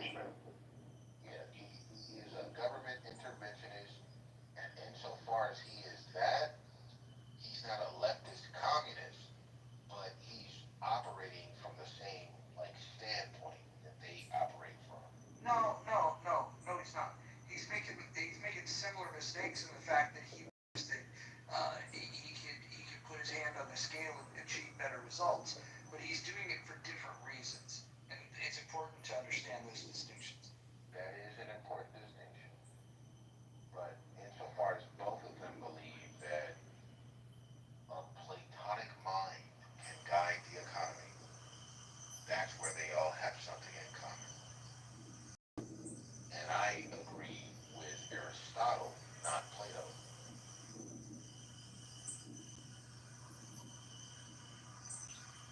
Yeah. I also think Nietzsche idea he was an aristocrat. How do we keep jumping around one philosopher to the next? You guys are so sloppy. Next thing you know, we're gonna do is talk about Hegel for 45 minutes. Come to find out the people arguing about it and never read Hegel. It's fucking hilarious.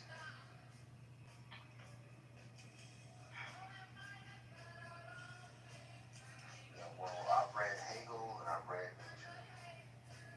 But it is what it is. You know who's never read Hegel? Ike and Concrete, who had a 45-minute argument about it. It was amazing. And then when they were asked directly if they've ever read it, they said that they'd never read it. And then Ike follows me in this room to defend himself and say that you can become an expert on something through third-party sources and that it's unnecessary for him to read. It's amazing. Gildas, have you read The Tao Te Ching by Lao Tzu? I have not. Well, tomorrow, if you're free, welcome to the book club. I mean, I'd love to read it along with you guys and see what comes of it. We're going to read it out loud, Gildas, so it requires comprehension and a skill to be able to say words, string them together for 5 minutes. You want the synopsis? Yeah, John. I mean, now, Basically, if you make a very, very well-skilled decision or you roll the dice, your chances are more or less equal where you're gonna end up. yeah, well, I'm sure that that's what it's about. I've never read it, so I can't say yes or no. But I do hope that you guys try and give some historical context to it and let us know what was going on in China at that time. Hold on. No, hold on. We're going to read the book aloud because there's a reward in reading it out loud. There's a reward in listening to it being read out loud. If that inspires you to do additional study and it prompts another discussion, that's fine. But we want to do something other than what we've been doing in Clubhouse, which is just arguing with each other. We're going to read aloud. Imagine that. Yeah, well, I'm all for that. It does give you the historical reference about what was going on in the kingdoms and etc. So there's an introduction prior to the actual book. Gerald, I just wanted to ask if you possibly have Meditations by Marcus Aurelius on the reading list. Yeah, I was going to recommend that next, but that's to be determined. Yeah, because I'm sorry, Butter, did you want to say something? I was just going to say, I think we should allow people to recommend a book, and then we'll go ahead and we'll agree that is the book, and we'll have some veto power. Like if some asshole says, hey, let's read Sam Harris, Free with Time, we're not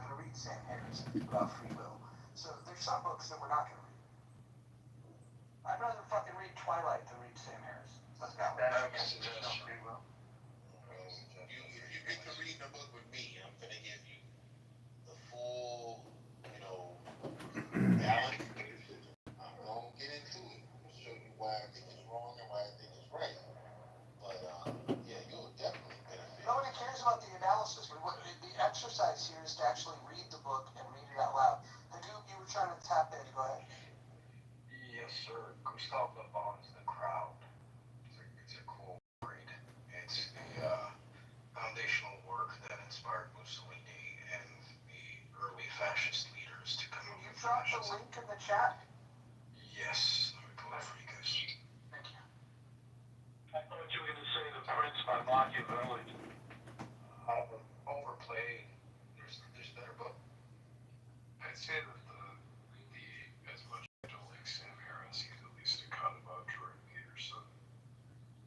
Highly disagree. I think they're both doing the same shtick. The problem is that Sam Harris legitimately believes that he's the smartest guy on the planet.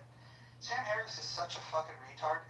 Like, if you take him in small doses, in the way that he speaks, you go, oh, he must be an intelligent guy. He sounds very educated. But then, when you read his book, he'll do things like, he does this little trick where he'll just be like, well, you have to assume that this is true. And then he starts building on it. But the part that he tells you that you just have to take his word for it that's true is the part that he can't justify. And so when you read his book, read it slowly and just ask yourself, why is he telling you you just have to accept it? It almost sounds like the Bible when they say that you just have to believe. Yeah, and that's the thing that really is the thing I can't understand about him is his pompous arrogance, as sensible as some of his points might be. It's like when You know the only thing that he's right about? The only thing he's right about? you're probably gonna say Islam, I think. Yeah, the pedophile death cult known as Islam. Yeah. Although I think his intervention, I don't know if you ever saw his conversation with Noam Chomsky. Noam Chomsky made Sam Harris sound like Bill O'Reilly. The only reason why I think some people think that Sam Harris is a smart guy is when he owned fucking Ben Affleck on the Bill Maher show, which was really Ben Affleck just owning himself and Sam Harris was president. But if you watch that, you get the feeling of like, oh, I like this guy. Yeah, Ben Affleck, that's gross, that's racist. That's racist. It's like, it's a religion. It's not a race. He's got really bad TDS. I don't know if you've ever heard him go on and on about Trump, but it's like, it's borderline obsessive, or it is obsessive, 100%.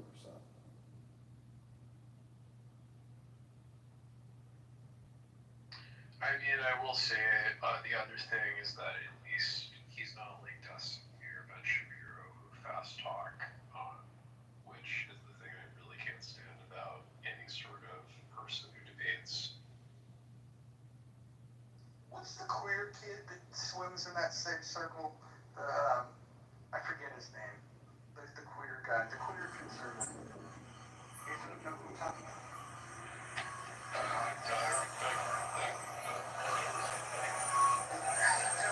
like him. I'm talking about he's an American conservative, and he was part of that, intellectual dark web, but he's not very intellectual. I forget his fucking name. He's the one that sounds the stupidest, but he's gay, and so like you can't say he's stupid because he's gay, and if you call a gay person stupid, then that's homophobic.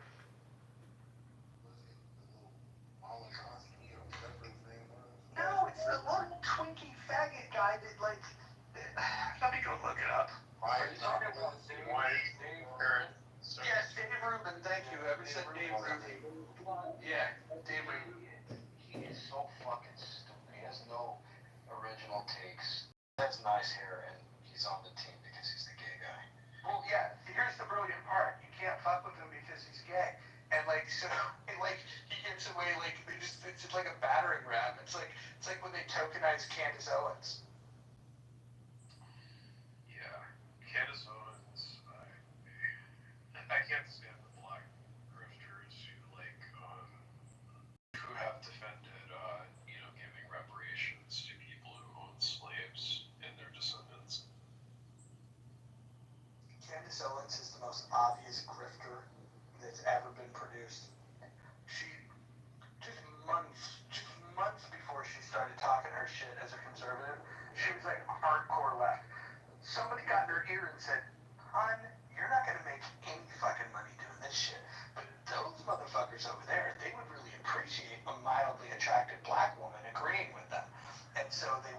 gangster. She made a lot of money. I don't begrudge her making money, but don't ever tell me that she's sincere. She's the biggest grifter of them all. Yeah, I can just imagine for you, he's like, how can I make a video about race? And like, this like does like backflips through a 3-story building, like through the window on the 3rd floor, you know, saying like at your service.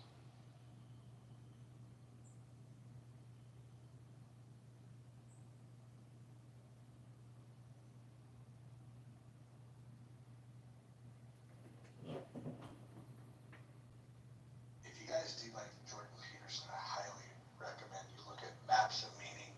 Way better book than his 10 Rules. That guy can actually do some serious shit. And when he was breaking down the Bible, there's like you can get all this stuff on YouTube.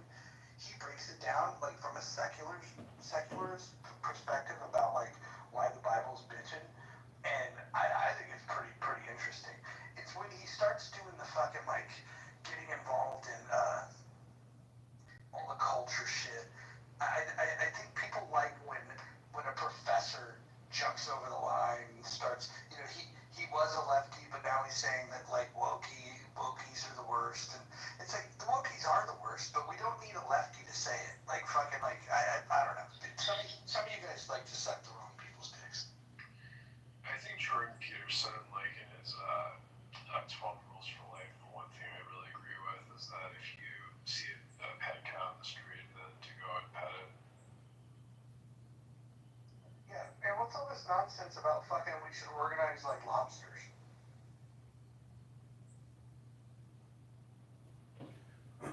That's the peace and love movement. You know, did you ever see that movie with, I think it's Joaquin Phoenix called, oh no, it's the guy from, he played Bullseye. I think he's Australian, but it was that lobster movie or whatever it was. Or if you don't fall in love, yeah, Colin Farrell, if you don't fall in love at this like retreat, you become a lobster. You become any animal of your choosing. He just chose the lobster. And that's a great movie. It's a famous director, if you have forgotten who it was. It's really funny. Very dark, morbid comedy. But Jordan Peterson's a shoe and a grifter. It's sad to see that he went down that path, just like everybody else did. Let me ask this question, if it's okay. Is the proliferation of the Marvel films a sign that American culture is in decline? Like we just want cheap entertainment, or is there something about those films that are good and they mean something dope about American cinema? Have you heard the Scorsese quote, Gildas? What he talks about? I think I heard about it. Like those are not films; those are just junk. They're theme park movies. They're theme park movies. So you go and you feel the rush of the roller coaster, but they don't mean anything to think about after the fact. That's just not true. That's what I'm asking. Like, do you agree with Scorsese, or are those films just showing that like we reached a level of cinematography? I said yes, and you keep talking. What the fuck? Well, I mean, for other people to chime in. No, you know how you can prove that it's actually quality is if you just type in Thanos quotes or you type in Ultron quotes and you just listen to the dialogue of those main characters, you'll realize it's very smart. It's like listening to Sopranos and just typing in on YouTube, Tony Soprano quotes or Tony Soprano, and then you can listen to Tony for an hour talking, and it becomes like the Tony Soprano show or the Ultron show or the who's the guy from Avengers, Thanos show. So like they take a lot of esoteric philosophy and plug it into Ultron and Thanos and other characters because those are the myths and the legends, and they're written by intelligent people who draw from good source material. But they're all made for China. That's the one thing to remember, is all these family-friendly movies are made for mass distribution from China to the United States and everywhere else, because it's global distribution. Thanks everyone, go to bed. Have a great evening. apology to China in Cantonese? No. You should YouTube that. It's fucking embarrassing. John Cena apologizes to China. How gay is that? In Cantonese. It's not dubbed, right? I'm just great. No, you gotta go listen to it. It's fucking hilarious.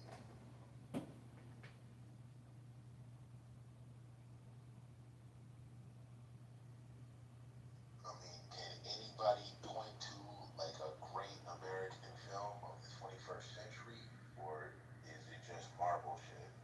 No Country for Old Men and There Will Be Blood. Those are the top two. Yeah, I agree. Those are the top two. Probably throw Gangs of New York in there somewhere. Battle Royale is good too. But the Marvel films are not like something Americans should celebrate as American cinema? Are they just cheap ass? I mean, they have mega budgets, man. Like, people love them. You What know, do they say about American culture? can I ask Mojo something about There Will Be Blood? See, Gildas, I mean, I think that you think that America, if you can say it, it is not true, meaning that, like, if you think America is on the decline because these movies are the decline, you just gotta look at it in terms of economics or basically business savvy. I mean, those movies are global distribution films, so they're huge, multi-billion-dollar, projects. And if you think that that coordinated effort, indicates that America is on the downfall, I think it's just the exact opposite. It's optimization and efficiency, like, which is what's creating, these catalogs of these, mythological Marvel movies. I mean, it's literally American myth manifest into the film screen. But I wanted to ask about There Will Be Blood because I've seen it many, many times and I love the soundtrack. Yeah, ask away, but I want to tell you that I pinned in the chat and above the John Cena. For some reason, I can't view the chat anymore. When I click it, I'll have to exit the room. But anyways, the question about There Will Be Blood. He uses that son, that bastard son, that he basically saves, I guess, because his coworker died in the pit. He raises that boy as his own, but he uses that child to establish credibility, in his speeches. Me and my son. So what I'm saying is, do you find people in the real world also use their children as like a grift to essentially establish their credibility when having a child really gives you no credibility, only sympathy? Oh, I fully agree, and you know who's got a really good take on this is Greg Ferguson. When he was doing his late night talk show, he was talking about people complaining that a little, like, you shouldn't talk shit about politicians' kids, and his take was, wait a minute, you can't parade your kids onto the stage, and then when they get criticized, say that they're not up for criticism. It's like at one moment, the kids need to stay out of politics, but the next moment, when it's expedient for you, you bring the children on there. And he was just calling out both sides about how they're hypocritical in the way that they weaponize and use their children when it's convenient. That There Will Be Blood was showing you how the rational man had to contend with these motherfucking Christians. They were so basic, they were so irrational, that it took a guy like that, and they couldn't help but make him look like the bad guy at the end of the day. But what he actually represented was like progress in America. He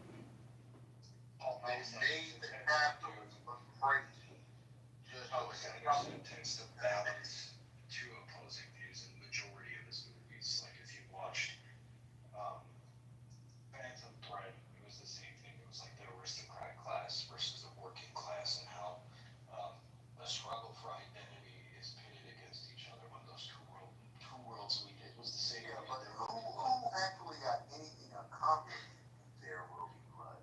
Did the Christians accomplish anything, or did the capitalists accomplish anything?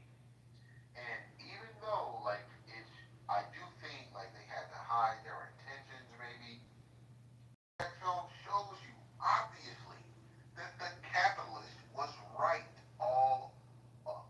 But they just made him into a drunken, crazy motherfucker just to kind of shit on capitalism. But ultimately, his vision was the better vision. Really? He destroyed himself in the end. He'll self-sacrifice because that's Making just a hero, making a hero out of somebody who wasn't. That was He was an Dylan's anti-hero brother, from isn't the it? very first scene. man, he brought civilization to their Christian, you know, whatever you call it, like I don't know, like outposts. You know, they were just gonna live there and die there. They would have never done anything. And the twin that came to the capitalists and said, "Look, man, we got some shit over here." That's what actually creates America. Like that's how you did it. Playing with the mystics and trying to see if you can work with them and play with them because they're crazy anyway. How can you convince the mystic to let me own that land? That's a really good capitalist move. Well, like it's a capitalist movie. It makes him look like a horrible person because he is a horrible, deplorable person. And so is the preacher. Right? The preacher knows what he's doing. He knows how to utilize this guy and push his buttons. I think what the movie's trying to convey is the lack of morality on both sides because they're both trying to achieve a goal. When he comes to the front of the church and he's like, admit that God helped you or whatever he's saying, and he's like, God, God did it. Yes, God. He's doing that as like, this is what I gotta do for these mystics. I don't believe any of this shit. I don't believe Christianity. I don't believe Jesus died on the cross. This is what you gotta do to help these motherfucking mystical people go into a deal. And he got his deal. Now, the movie did frame him as like a broken alcoholic at the end, you know. And I think that's just the way American cinema and American culture looks at capitalism. The capitalist must be inherently evil because he's selfish. Wait, Gildas, what is the big Missing difference? the point that he's a killer and he's a drunk from the very beginning and he's ruthless. But he also brings oil. No, he's not a drunk from the Civilization. beginning. Expansion. He brings civilization. Guys, hold on. Listen. Gildas, you're talking past people. You're saying, you're arguing against points that nobody's making. You're arguing with yourself primarily. The reality is that I think the movie explains the beauty of capitalism in many ways about, the grit that it takes, the vision that he had, and the fact that he was willing to risk it all. The problem is, it's not really a critique on capitalism at all. It's a critique on you can lose yourself even when you're doing big things. If you get detached from morality, you're going to have big problems. And that can happen with business or with religion. And I think that's the point. 100% agree. Yes, But the evil's on both sides. they will not show which of the two ideologies actually brought wealth. And at the end of that film, it is the oil man who leveled everyone up. The Christians were not going to level anyone up. And that's the little point that I think gets overlooked. If you value money, then you believe that the capitalists level everybody up. If you value religion, you would believe that the preacher leveled everybody up.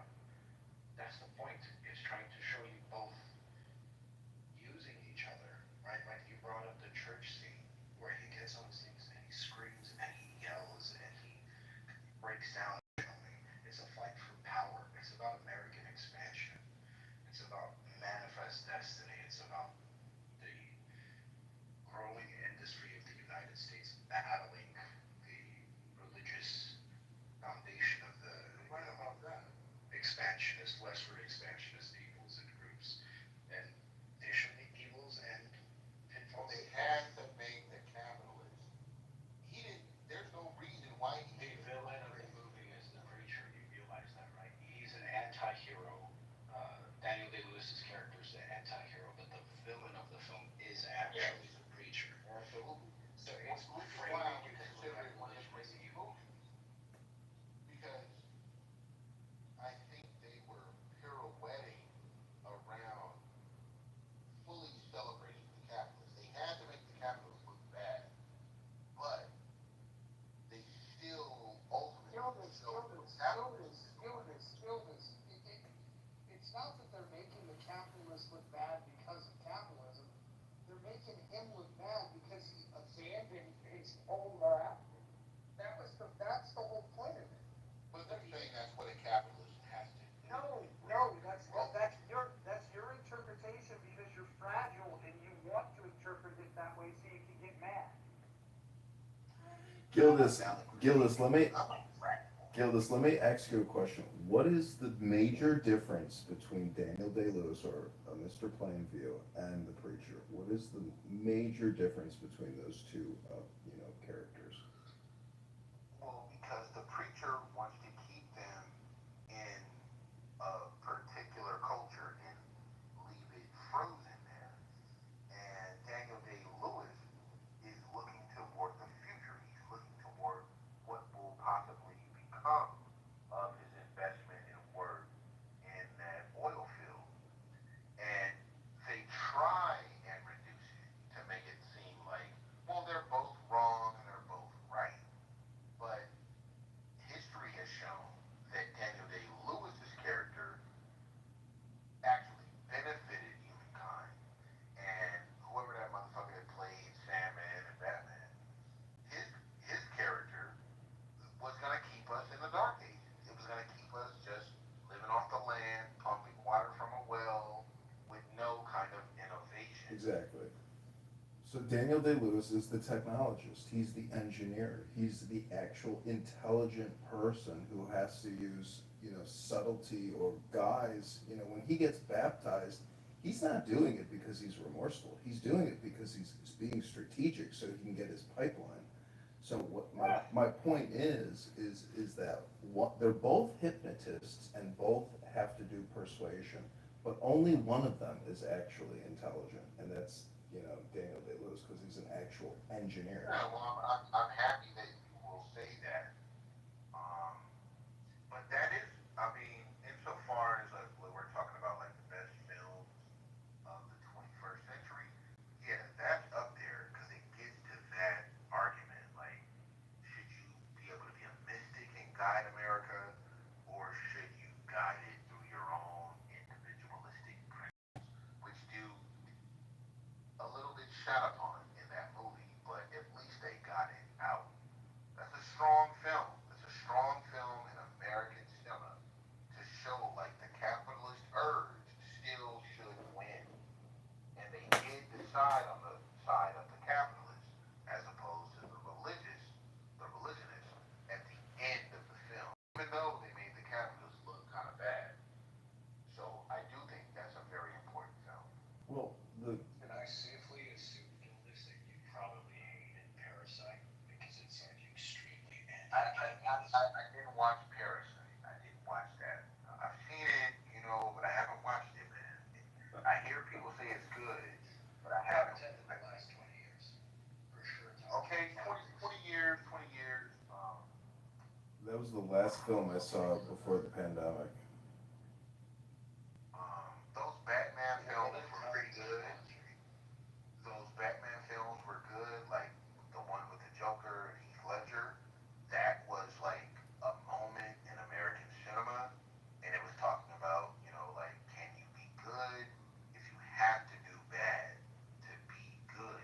Is that do you have to kill the Native Americans to make good, or are you just as evil?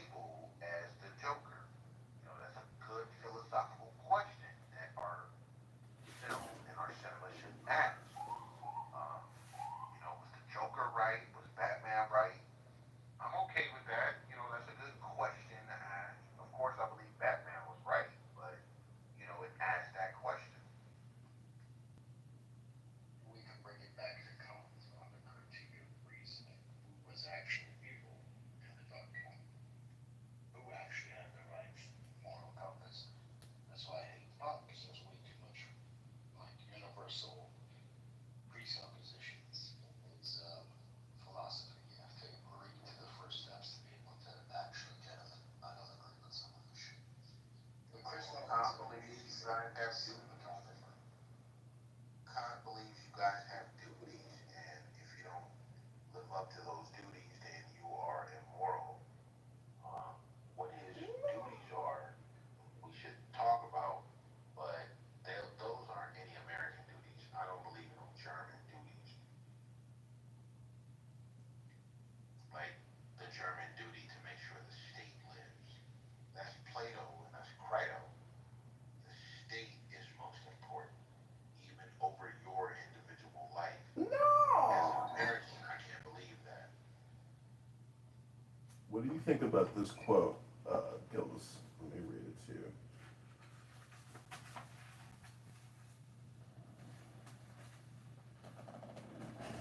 One sec here. What do you think about this quote? The absolute rule of the state shall be a function of the absolute liberty of each individual will.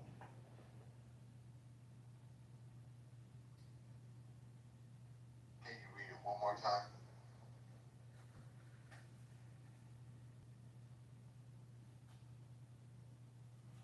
Can you read it one more time? Yeah, sorry, I just turned off the page.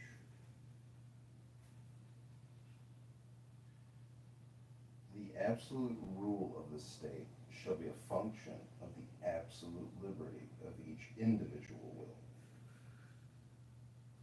I disagree because the state should not be the starting point of freedom for the people. The starting point for the freedom of the people is within themselves, and then they agree to what kind of state they want to kind of oversee them. It doesn't come from top down; it comes from bottom up. I think that's what the quote is actually saying, no? But it says that it's a paradox. The absolute rule of the state should function of the absolute liberty of each individual will. So the absolute liberty of each individual will equals the absolute rule of the state.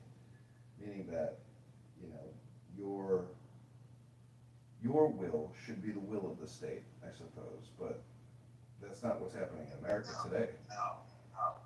The individual's will does not have to align with the state. The individual's will should be whatever he or she wants it to be, and the state should facilitate it insofar as it's lawful. It doesn't infringe on another person's ability to act the same way. Y'all love top-down authority. Have you ever read the Crito? Yeah, yeah, right.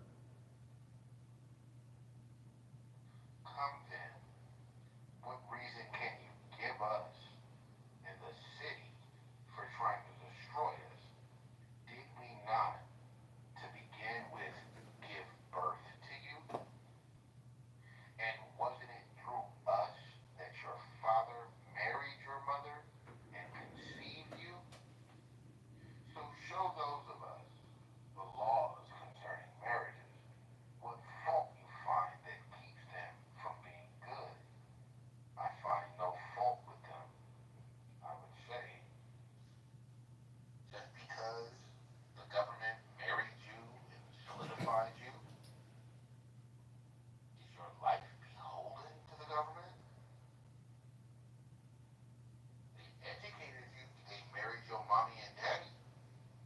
Does that mean that you have perfect allegiance to the state?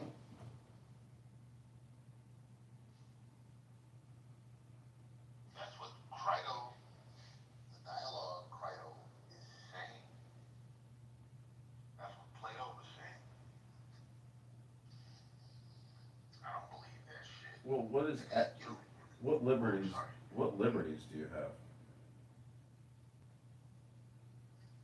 To purchase property where I want, to live where I want, to eat what I want, to move how I want to marry who I want to dress how I want to eat what I want. I have So you govern so yourself. many, yeah, I have so many liberties. So I'm just asking, if our individual liberties should equal the absolute rule of the state.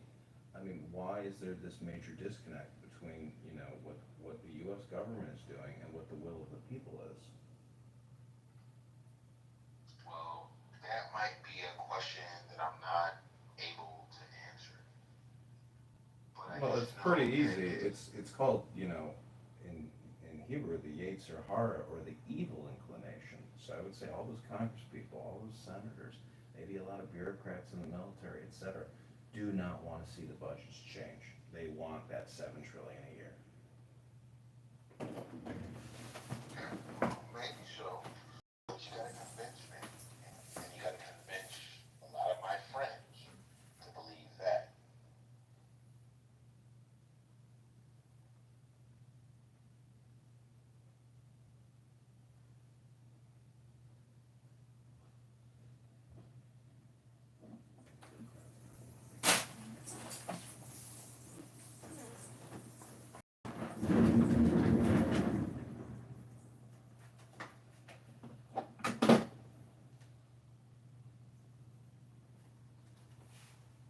Ladies and gentlemen, I am exiting my office, but I am not exiting Clown House. Good night, and I look forward to the book club tomorrow.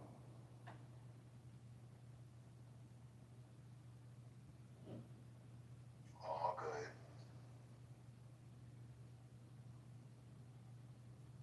Also, if you want to update the room title, you should put a 1 in front of that 37, because technically, unfunded liabilities are still liabilities.